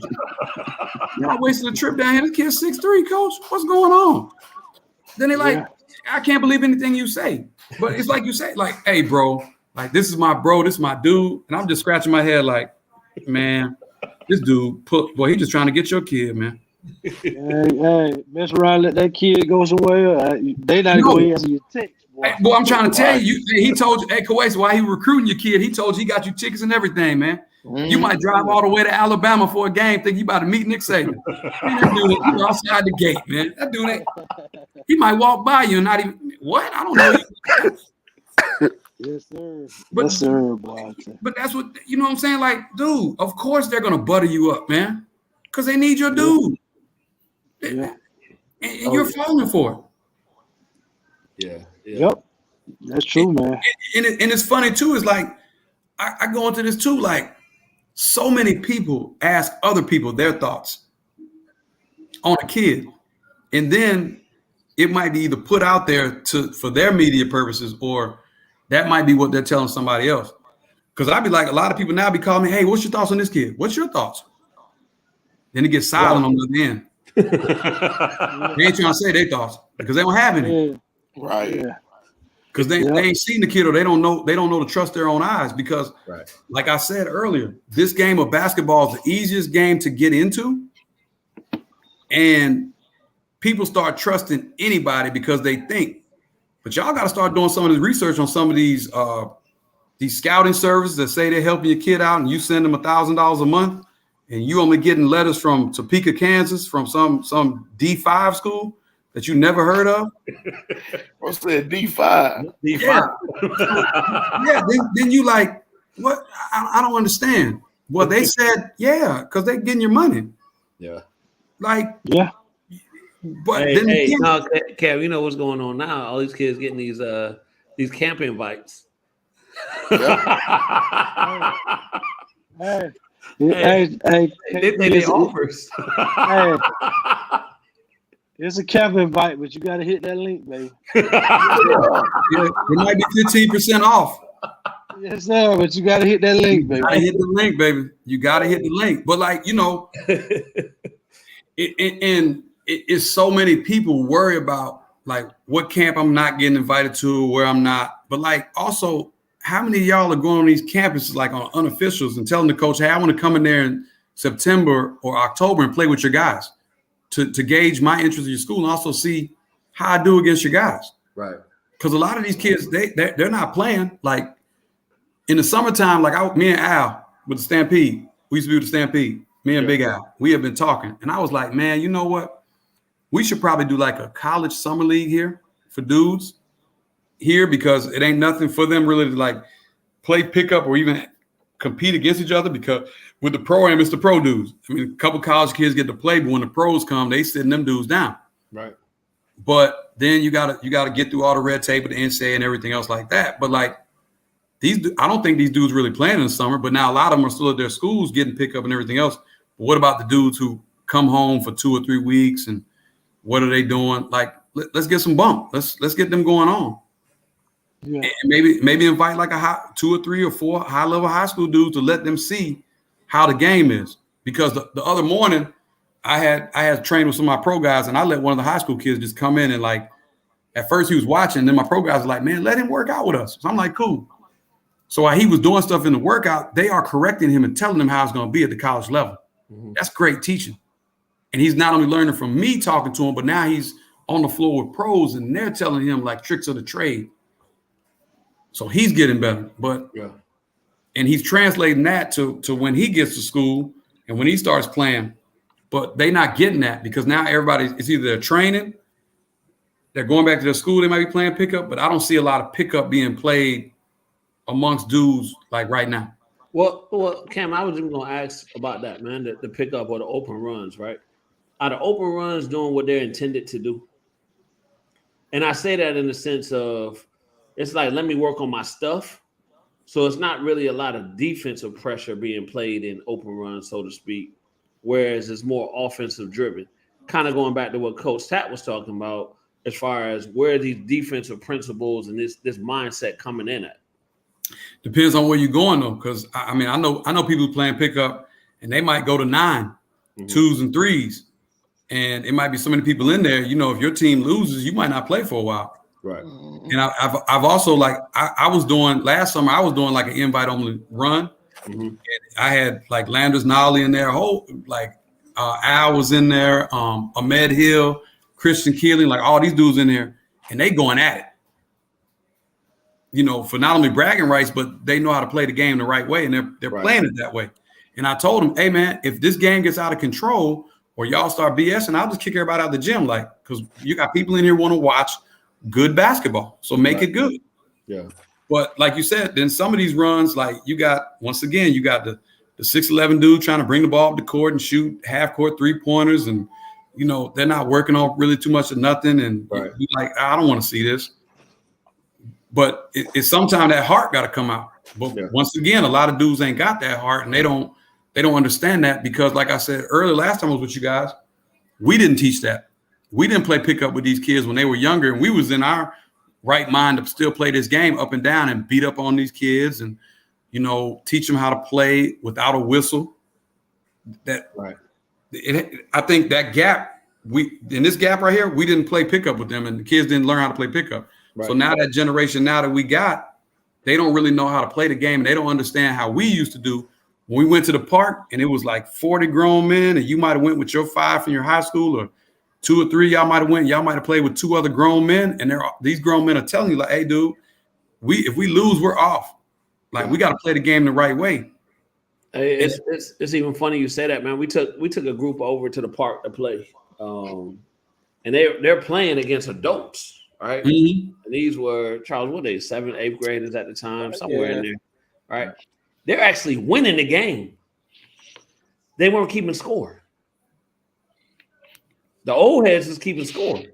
Gotcha. So they won the game technically, but they never said, okay, that's because they're not keeping score. They're used to, let me look up at the clock. Let me look at the table. Let me look at all of these things. And ended up losing the game to the old heads because the old heads was keeping score. But again, that's a teaching point. Yeah. To go to your point. Yeah. Yeah, like learn how to play when another environment. You're playing against grown men, your team is down. Like you got to come down, get a great shot, figure out how to get that good shot, swing the ball movement instead of work. Work for that shot, buddy. Yeah. Game 11, you finna get hit. Yeah. Boy, let it be 10-10, boy. That's tackling you, man. When you ain't nothing in the lane. You better shoot that thing from the deep. I'm following you with your ball. My dad used to drop me off at the gym when I was 13, and I get out the car and he told me 2 things. Hey, man, if they give you a foul, you take it. Don't call no fouls, and I'll be back in about 3 hours to pick you up. So hopefully you don't get in no fight. Right. And these are grown men in the gym I'm going there playing with, right? So now I got to make a name for myself. I got to play the right way. When I have an open shot, I better hit it because they're not going to pass me the ball no more. Yeah. I better make the right plays, and I better lock up on defense. But I'm 13, so dudes are taking me to the post, elbow me in the face, and then I can't call fouls, so they notice, so they beat me down. But it made me play better. Yeah. So when I started playing with kids my age, and I'm going to the whole cuffing the ball like this, knocking cats over, they like, man, what in the world? Yeah. Where you been playing at? Yeah. Oh, yeah. These little, that ain't doing nothing for me. Right. Hey, but you said it though, playing defense. So I took my son on base to play with adults. Oh. And so he's playing, and he had a couple shots or whatever. But now, you know, he's falling in the piece of, well, I hit a couple shots. I ain't really got to lock up that much. Cat told him quick, hey, man, you better play some defense. Don't play on just one side of the court. And it woke him up just like that. You know what I'm saying? So I'm like, yeah, that's a real thing. Hey, did you know why though? Because the great saying, he a two-way player. I hate that saying. I remember you talked about it last time. I hate that saying. Oh, what? Everybody used that. They was even talking about that in the draft. I'm like, he's a professional. Shouldn't he play offense and defense? Yeah. Right. Yeah. How's he a two-way player? Like, what are the expectations here? Hey, Cam, real quick, man, and I know we ain't got you for too much longer, but I do want to get your thoughts on the draft. Shout out to Jabari Smith. for what he's done and where he's going. You know what I mean? And salute to him and his whole team. What's your thoughts on all the overseas players that got drafted in the first round? Well, if you've never been overseas and like either watched an overseas game or been in that type of development, man, they're light years ahead of us in the development piece. Because when they see a kid or they know this kid, an 11-year-old or 10-year-old, they kind of put him in a basketball factory already. Okay. And they ain't working to perfect him like all these one-on-one moves. Nah, he might come in the morning and be doing straight pivots for an hour. Not even shooting the ball, but just pivot stuff and different ways to read and react. Then he might come back in the afternoon and just shoot. And then he's coming back in at night and they're putting all this together and he's learning how to play the game. We gave them that booklet because we used to have that booklet. But what happened is we gave it to the Europeans and we went away from it because I tell people all the time, there are some great pros in the NBA who couldn't play overseas because it ain't a one-on-one game. Right. It's the beauty of the game. You better come out the screen and roll. You better kick the ball a couple more times. You better learn how to pivot. And in Europe, they call that when you rip through and you don't cross step, as an American, they call that. And a lot of people don't even teach cross steps. Right. I teach it 13 and younger. The reason why I teach cross steps for them is because now, even if you do maybe pick up that foot after I'm cross stepping, the referee doesn't see it as much as if you're opening up already. Because a lot of kids 13 and under pick that pivot foot up real quick. Yeah. So with Europe and the way they play, and also the NBA can draft those guys and keep them over there. It just, hey, I hide them for a year or two, just over there still playing. Yeah. But they're taking over the game with the fundamental side of what they do. We've turned it into a one-on-one game. You got to dribble, all this other stuff, make the crowd go ooh and ah, where dudes like Joker, 6'11", 7 foot, he knows how to pass correctly. He's bringing the ball up. He's shooting threes. He's putting his back to the basket. Giannis. I'm not a big – I like my boy Luka in Dallas, but I think he over-dribbles. And he cries to the referees a lot because – Do you think he's adapted to the American game a little bit?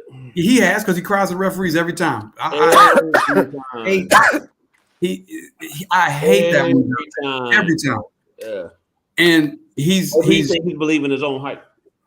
That a little bit too, the American hype, But it's funny because I talked to Darryl Armstrong like a year or two ago, and Darryl Armstrong was like, "Yo, man, like I've never seen anybody like him. Like this dude will at 12 p.m. before a game at 7, this dude will be at the bar drinking beers like it's apple juice, and then he'll go out there and go for like 40. And I'm like, man, this dude's not drunk. Like, so he knows how to play the game, but he has fallen into, I think, that hype, everything that's going on. He got the Jordan brand stuff. He dribbles the ball. And like a dude tried to tell me, man, Luka's a great passer and he gets triple doubles. I'm like, yeah, well, he dribbles the ball for 17 seconds in the shot clock. He don't get a shot. He passed to you. You got to shoot it. Right. And he's a pro, so they hit the shot. So yeah, okay. James Harden. He ain't moving the ball like he should. Yeah. So I thought, I thought the draft was actually deep. Some of those overseas dudes, though, I was like kind of shocked at what, they average. But once again, a lot of them are like 17, 18. They've been playing professionally for 3 or 4 years. Right. So they understand the professional game a lot better than some of our guys here in the States who don't really understand the professional game. And what I'm talking about is stuff that goes on outside of the game, like taking care of your body, eating right, getting in the weight room. And that's what them European guys, they want to come to the NBA because they know it's the best league. So they're going to work 10 times harder because you got a dude who has been on a professional team overseas and he's getting all that work they do. He's going to be a little bit further along than a junior or a senior coming out. I thought some of the American players who were drafted was pretty good. I like the draft, to tell you the truth. It's a couple people that like I was looking at stats and stuff, but then I'm like, they fit the program. I always think the Spurs draft very well because they draft for what they need and how to play the game. So they get a lot of fundamentally sound dudes. Right. Because other day, one of my coaching colleagues and everything, we were talking, and like Devin Vassell, like nobody really heard about him. Right. When he was here. He went to Florida State, did well, and he got picked up by the Spurs, and they're teaching him how to play the game, and he looks very good in their system. So they get the system guys. Yeah. Oh yeah. No, and even to your point where you play at, they're gonna find you. I think it was a kid out of Milwaukee that went first round. Yeah, his dad actually coached him. Yeah. And I didn't know he was 6'10". Like 6'10" kid. Yeah. Where did he go to? Did he go to? I can't remember where. Did he go to the Thunder? Is he that second big? No, he went to Golden State. Golden State. Yep, Golden State. Hey, right. Yeah. But listen though. Secretly, Golden State is building up for when Steph and them leave, man. Like, man, listen. When I seen them pick him, I'm like, bro, how did he go fall to 28? Like, cause listen, I saw that cat play up close, and man, he reminds me of a LaMarcus Aldridge, but he can kind of go a little bit further out on the perimeter. Gotcha. He's tough, bro. He's dude. tough. They are. Golden State is building up for when like Clay leaves, Draymond. They're going to be right back in the thick of things, like because they have. Like, so who y'all think won that draft? Who you think came out on top on the draft? Who drafted well? I think Golden State did. Yeah, they definitely did. I think the Pistons did pretty good. Golden State keeps pushing people back. Pistons did damn well. Yeah, they're very young, and they're gonna be for the next 5 years. Woo. Yes. I thought the Grizzlies did pretty good with a couple of things, and they're loading up too a little bit for some trade pieces. I know who didn't. Say it. Yeah, say it. Who you gonna say, Orlando? Nah, you gonna say the Knicks?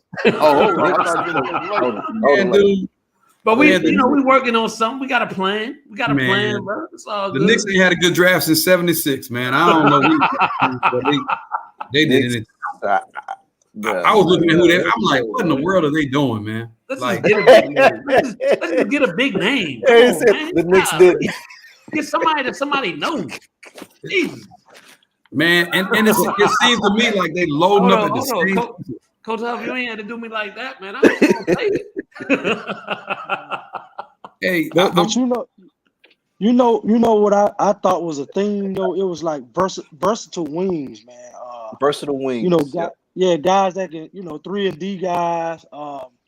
Can guard multiple positions and stuff like that. But especially in that second round, I seen guys average 3 or 4 points a game. But they just drafted them because they 6'8".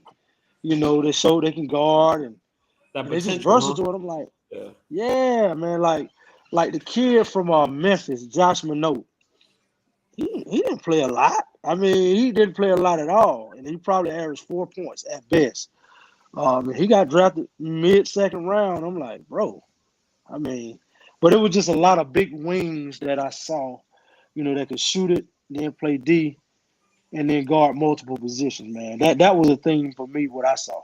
Well, that's the recipe. That's the recipe that Boston used.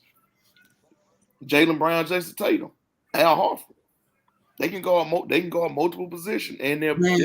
Listen, wings. Al Horford didn't do none of that when he was with the Hawks, man. So we can stick that in the tailpipe for him, man. That man ain't do none of that for the Hawks. But you just talk. Who part is that? Al Horford. In coaching. Coaching. You right. But think about it though. That's just what you. No, he had ISO Joe, man. ISO Joe was ISO Joe. Yeah, he did have ISO Joe. Yeah, you right. But I mean, he could have been on the other side when he kicked it, shoot that three. He didn't do none of that. Man, I think it's a system. Brad Stevens. Oh man, don't give it to Brad. Hey, man, we're gonna argue now a little bit now. See, I'm glad you said that. Well, no. I like the coaches they got now, and he does a great job.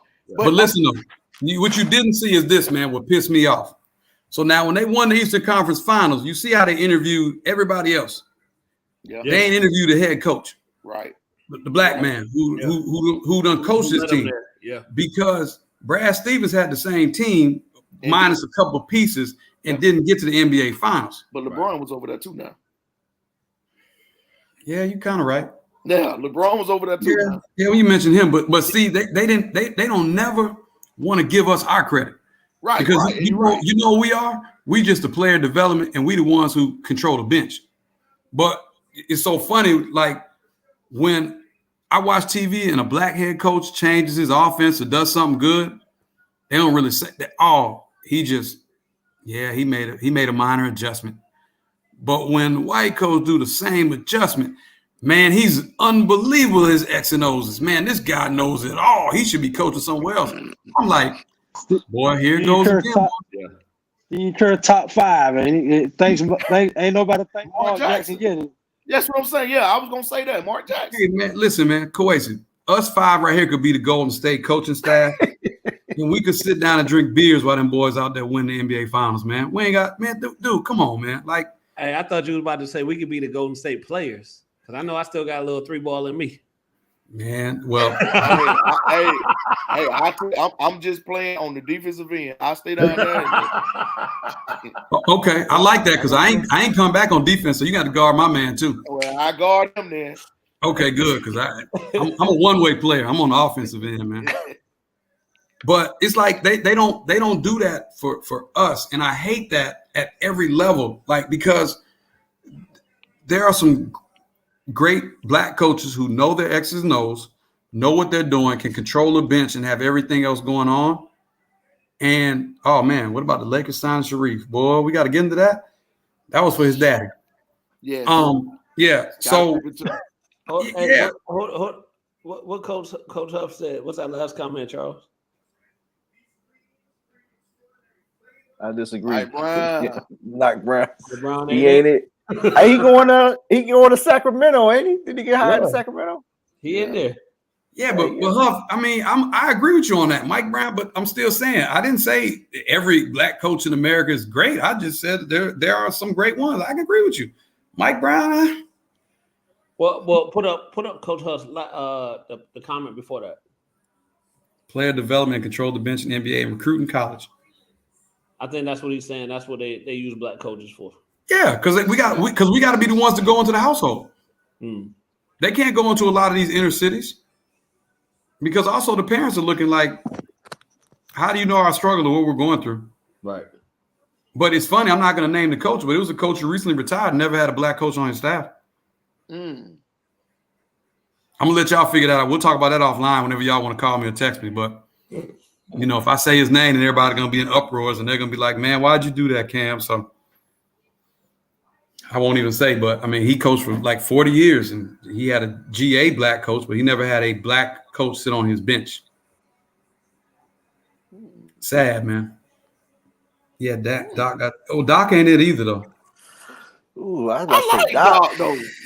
Man, I don't know, Ted. I like Doc be fumbling. Doc be fumbling the bag, bro. Doc be fumbling the bag, bro. Like Doc, man. Man, listen. Is it? Hold on. Is it Doc X's and O's, or is it his players not performing when they supposed to step up? I like the simple answers he gives, though. I do like that. What happened? They scored more points than we did. I do like that shit. I mean, I don't know, Huff. I like Doc. I think it's his personnel, to be honest. I'm with you, Huff. I think he overrated, man. I'm with Huff on that one. They won that championship in Boston. That's what put him there. Well, I'll say this: he's a great regular season coach. Yeah. I'll give you that. Isn't he not making the adjustments?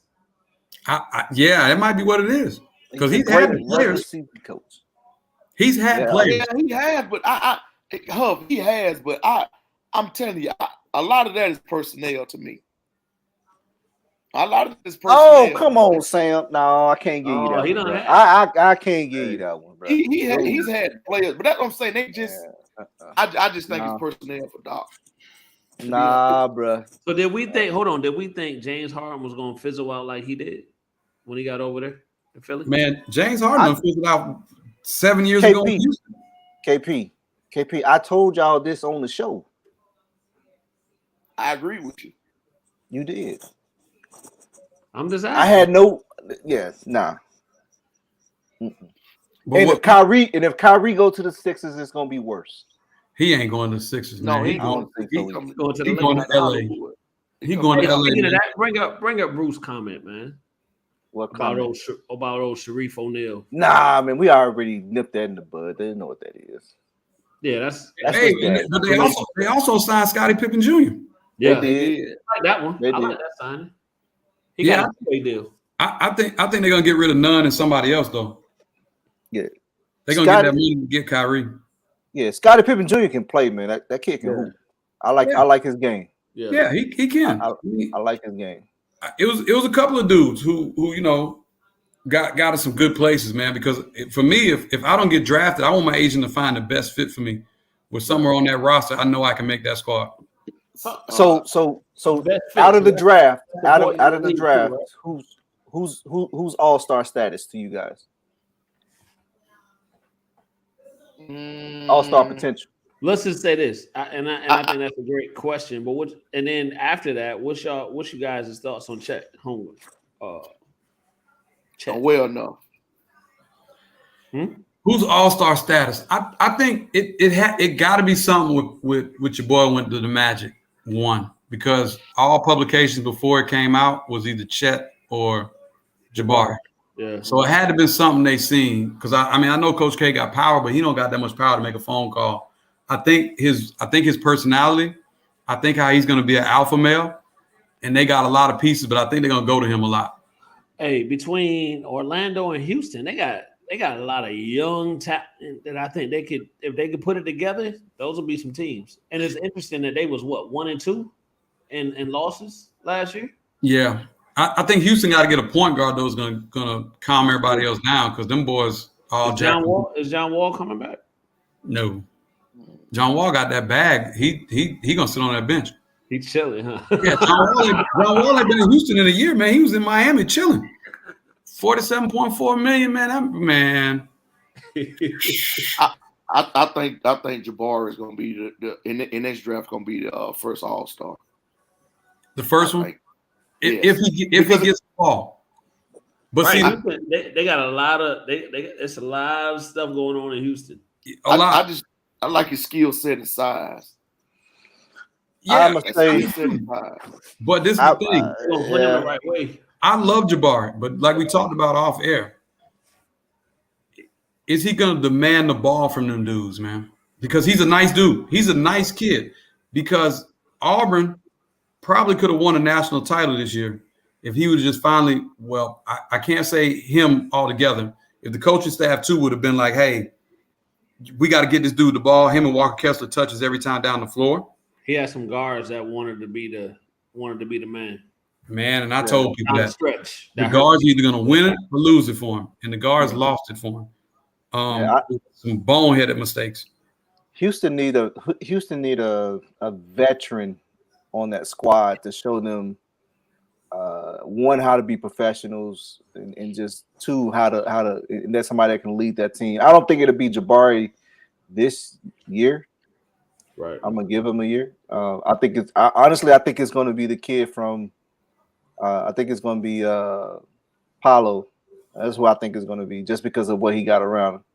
But my opinion. Yeah, I agree with you on that one. But I mean, both of them could be the first All-Stars. I just don't like if the kids in Houston and the coach puts it down like, hey, he's our first or second option, like midway through the season, they start going to him not only for his touches, but to get him touches and everybody else start moving. Or maybe even go side screen and roll with him and the Jalen kid, they can be very dangerous. But him and Kevin Porter just shoot. You know who think they need to be over there? What's my man from Minnesota? Pat Beverly.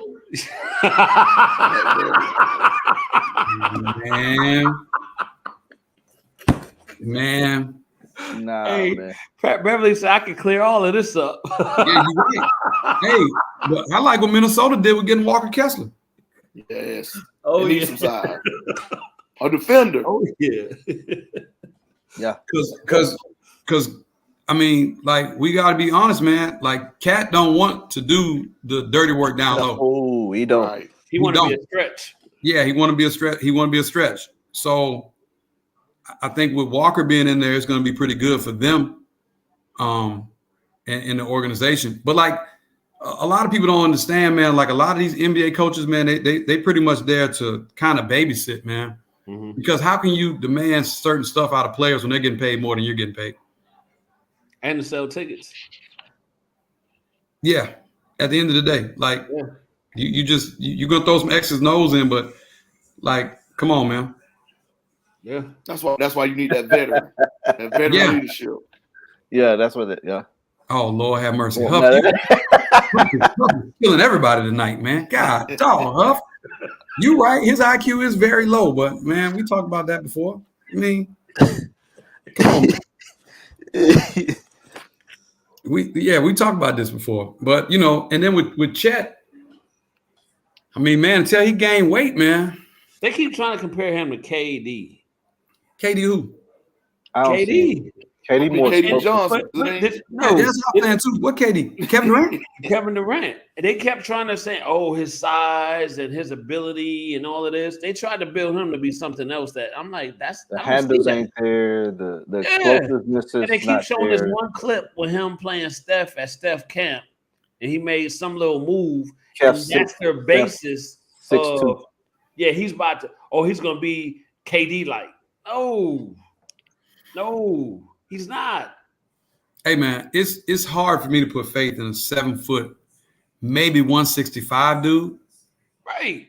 To not be injured, because you got to think about it, man.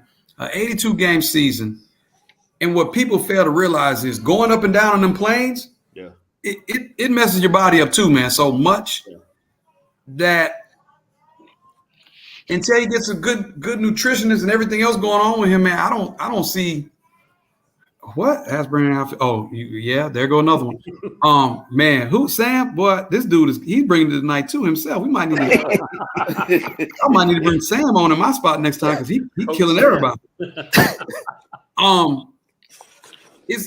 Dude? I don't know what position does he play at OKC. He's gonna play the 4 or the 5. I imagine he's gonna be somewhere in between. We got to be the 4. It can't be the 5. You don't well know. Yeah, this is true. He better get to working with dirt, that turn fade, because he's gonna get bumped off his. Yeah, he gonna be a mid-range king because he ain't gonna be able to get it down on the box. He gonna get bumped off that box so much. Who he about to dribble through or pass? Right. Huh? Who he gonna dribble past? Because that's what they thinking he can do. They think he can put it on the floor. There's no flaws in his game. And I'm like, I just don't see it. Bro, right now, Marcus Smart will knock him off his. I was just about to say it. Like anybody, if he pump fake and try and go by, you hit him with that elbow, man, he falling to the ground, man. Yeah. He didn't put the ball on the floor that much in Gonzaga like that. No, he played that high low with old boy. That went back. Tim's. Yeah. But OKC, they saw something in him. They said he was going to be the 2 pick for them regardless. Like whoever was out there still, and we saw it because they picked him over Jabari. But then, so I guess that goes back to, was it the hype? Was it all of these things leading up, and it was like, this is somebody marketable. We need to bring somebody in that has this hype, right? Because who's a star out in OKC right now? Shai Alexander. Right. Is he a big enough star? Hey, he a beast, dog. I'm not saying he's not a beast. I'm saying, was he a big enough star? Man, I like marketing wise. You know what I mean? I gotta see. Like, I gotta go back and watch what they ran last year, because maybe he fit the way their system. I don't know. I didn't get to see OKC play enough though last year. Yeah, I don't.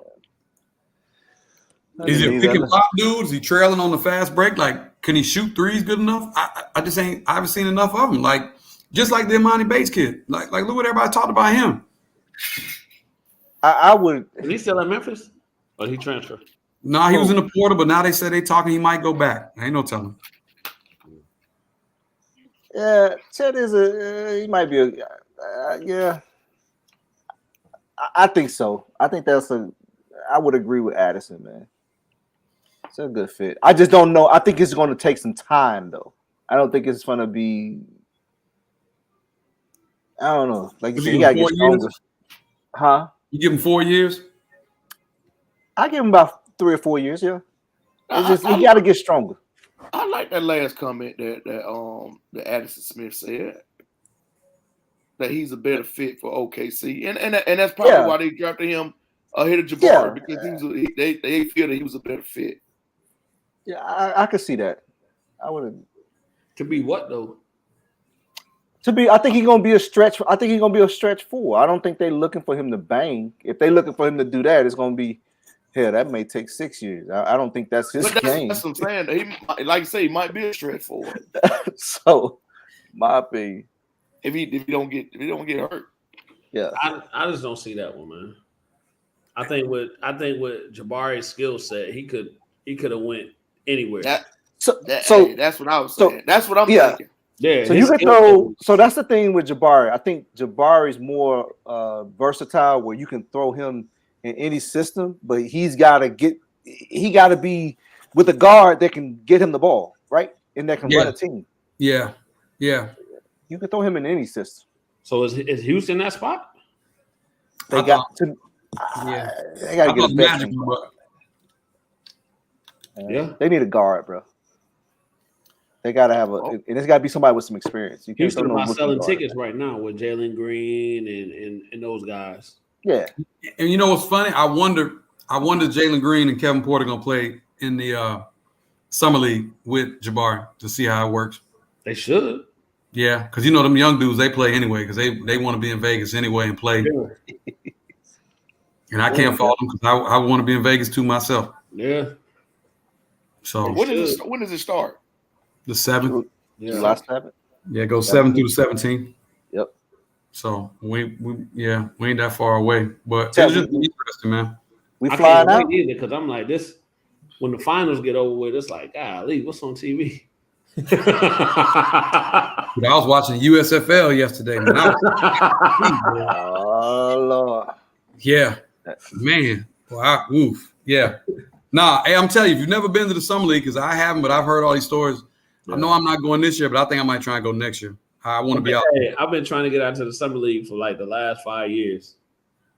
Well, I'm gonna tell you what I went to though. Off topic though, I'm gonna tell you what I went to. I don't know if y'all knew about this.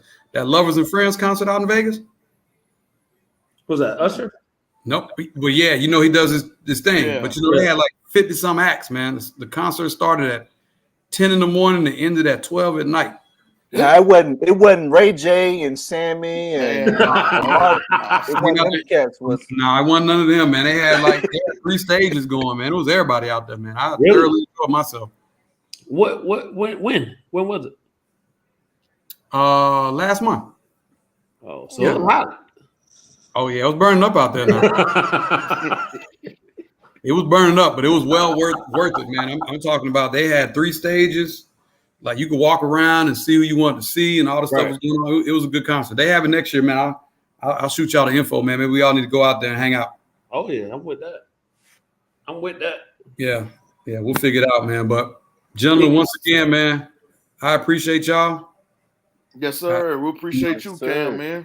Nah, man, it's always great to sit and talk and fellowship with y'all. Hopefully, me and Black will come down there early September and try and do something with y'all. Because I just tell you, man, it's a different field down there in y'all market, man. It's like them guys down there are hungry and they want that. They want them rankings, unlike some of the guys up here who got the rankings and they just they see the NBA game. They just try and play cool basketball, man. I'm not a fan of that, man. And let us know. Yes, sir. Yeah, let us know. We'll try to get together whatever we can. Okay. Like we always tell you, bro, you got the platform, so whatever you need to let us know. I'm always around, man. Anytime y'all need me, man. Like I said, I won't come on here as a guest anymore. I know the Kool-Aid at, man, so I'll just jump on. There you go. Jump on. Yeah. Hey, peace, man. Love y'all, brothers. Thank y'all so much, man. You too, bro. All right. Coach Huff, I think he's referring to the Hype South Invitational Hardwood. Yes, sir. Hardwood Invitational. Yes, From what I understand, Wasey filling it up too. Yeah, he's working on them lineups, man, and gonna work on them the matchups. So Wasey's filling it up, man. That's good, man.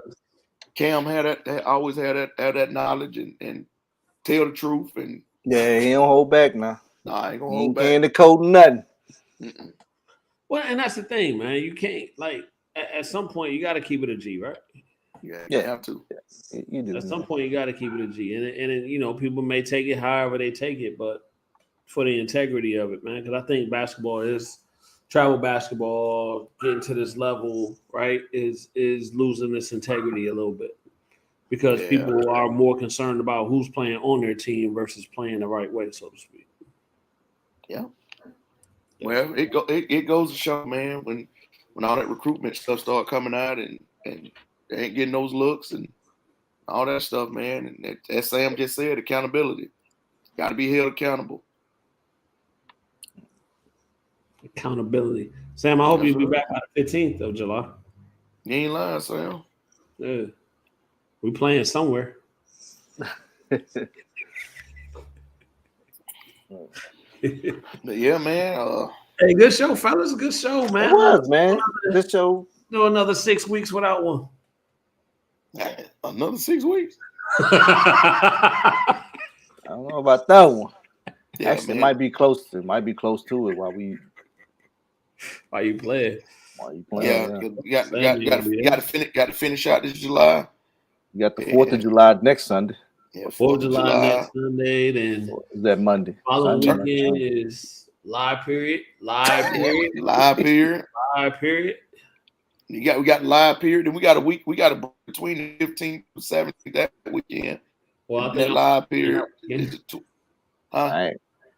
I think Charles you don't in the vicinity, and I think I won't be. I might be playing that weekend. Oh, well, just let me know, man. Then the following weekend, live period. Yes, live period again. So y'all might not see us till August.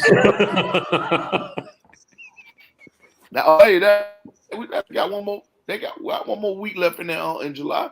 The very last week of July. I think very last week of July on that weekend. Yeah, man. Yeah. So, And something else might be going on that weekend. the 30th. Oh yeah. I don't know yet. I don't know waiting yet. to hear. Maybe. Yeah. So, maybe. Yeah, maybe. I don't know yet. So some stuff going down. Basketball, baby. Yes, sir. So, Yep. Yeah, look at Charles sat back and take the deep breath, so you know what that means. Hey, I'm trying to be good, brother. He about to wrap the show. I'm trying to be. Old habits die hard, you know. Nah, I see you sit back in that chair, took that deep breath. That was it. Yeah, Kitty Mama gonna take us out, man. And back to school the last weekend of July. Yes. Dang, the summer went by fast. I'm talking about fast. It ain't going yet. Still going. August the 1st. Should be Hold July. on. No, it's gonna be July Friday. Yeah, but it ain't gone. It's still going. You're right. It ain't gone. I'm just saying it's moving rather swiftly. Yeah, it is. Don't rush it. I'm enjoying it. It's just hot. You can rush this heat though. Like I said the other day, since these kids been out of school, ain't nobody's stomach been hurt. Not one tummy ache, huh?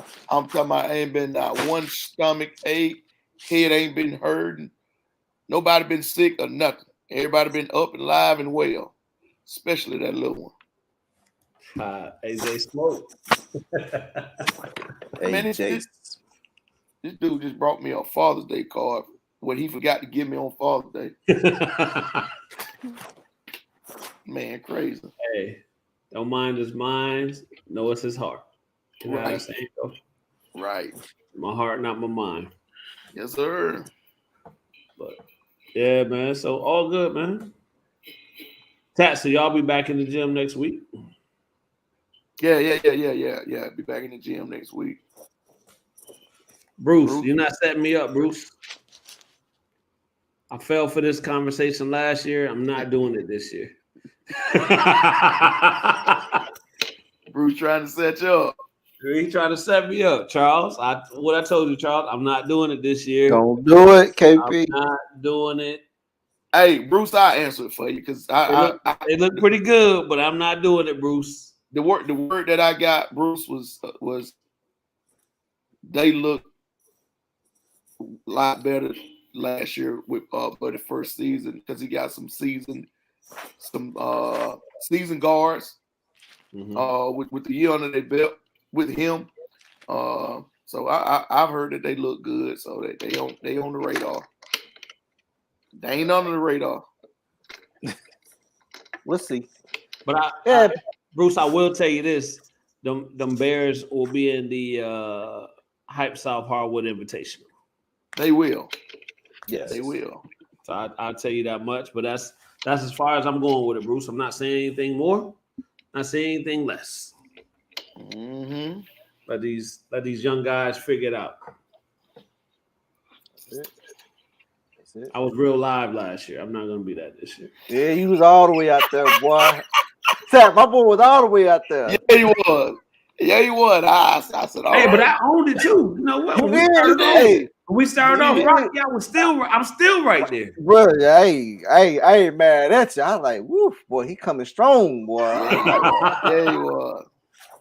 Hey, but we gonna we got some games in, went some good camps, got some good experience. Shout out to Coach Buddy and Coach Cornelius for what they doing over there. Yes. And the thing about it, and the thing about it is showing, man, showing the kid. The kids is last year was his first season, and you know how it is the first season. And got in there late. Yeah, got in there late. So this is his first full year, summer. Heading to winter. So it's Buddy know what it takes, man. Shit, Buddy's a state championship assistant. He know what it takes. He's seen it. Yeah. Yep. So he knows what it takes to get it done. Oh yeah. This ain't nothing new to him. Just a different, just a different role. But he know what it takes. Just sitting from afar, I'm excited about what him and Coach Cornelius doing. Yeah. And that's it. We're not gonna say anything else. Oh. All right. KP taking the page out your book. It's only gonna be one. Hey, it's only gonna be one, Sam. But put them on notice still. Put them on notice. They gonna be on notice.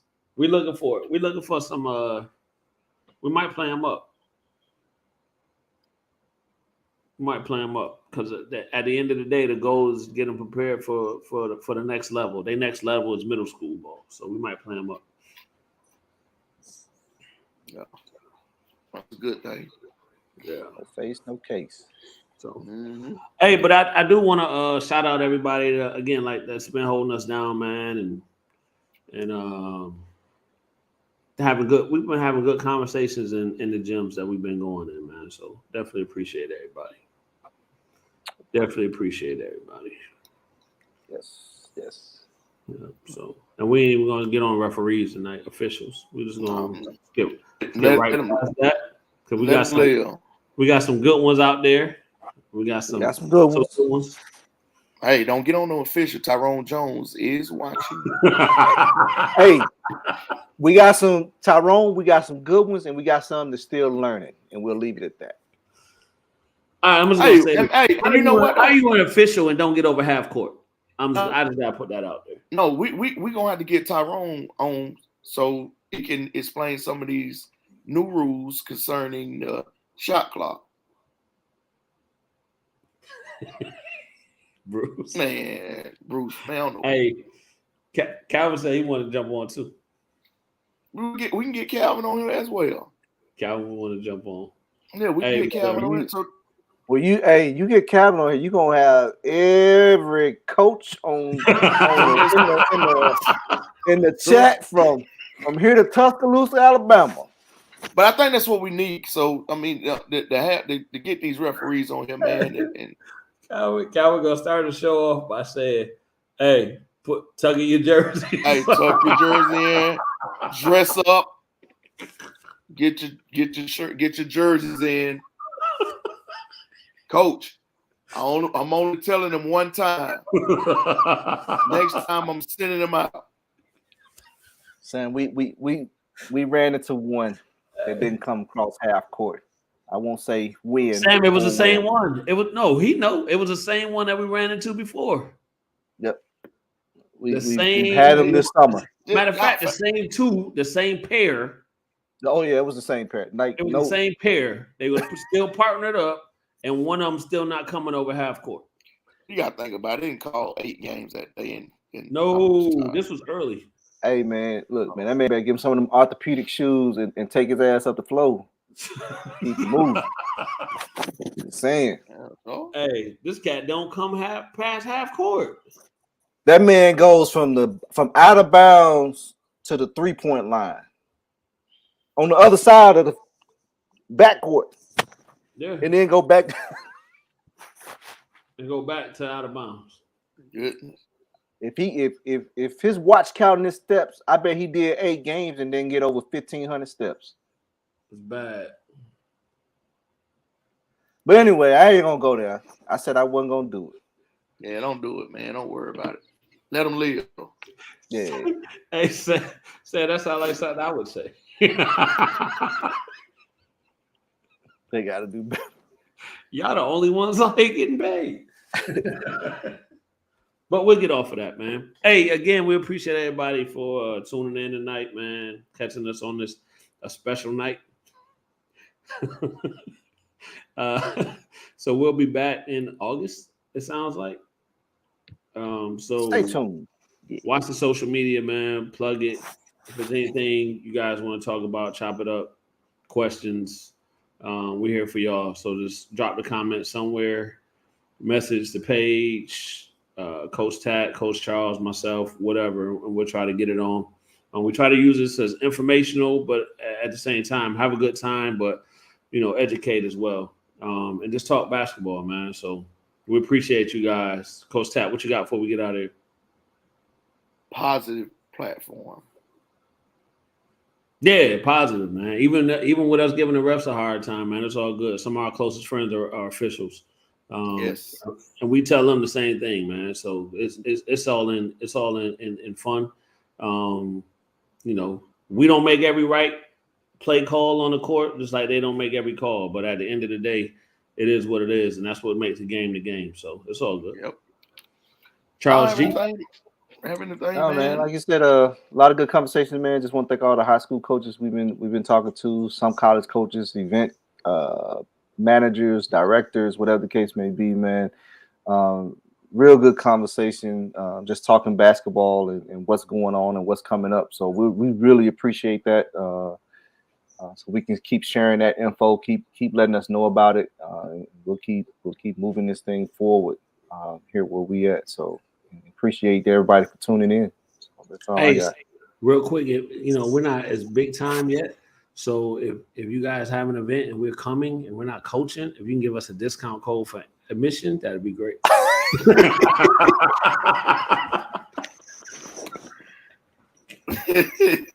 Just tell us what the secret is or something, or the password, and leave it at the door, and that'd be great. But no, all good, man. It's been all good. I really enjoyed the travel season this year. The travel season and the month of June has really been rewarding, man. So I really enjoyed myself. So I think that's all we got, man. So without further ado, we're gonna get off the show. And like I said, look for us in probably in August. Truthfully, all joking aside, it'll probably be August. It's based on finishing up July strong. Getting these kids in some exposure events to get some notoriety and hopefully be seen by somebody so they can take their game to the next level. Coach Huff. Coach Huff. Hey, and shout out to Coach Huff, man. Coach Huff and his staff is at every event. Bruh, they be on it. They be on it. And I've been to Voorhees, and for him to be and his staff to be driving from Voorhees to Atlanta like they're doing, and to be in all parts of Atlanta, making sure they got somebody everywhere. Salute to them, man. That's a tough drive, I'm sure. But they're holding it down and they're putting a genuine eye on these kids out here, man. So salute to the Voorhees staff and Coach Huff. Yes, sir. All right, without further ado, man, we out of here. Peace.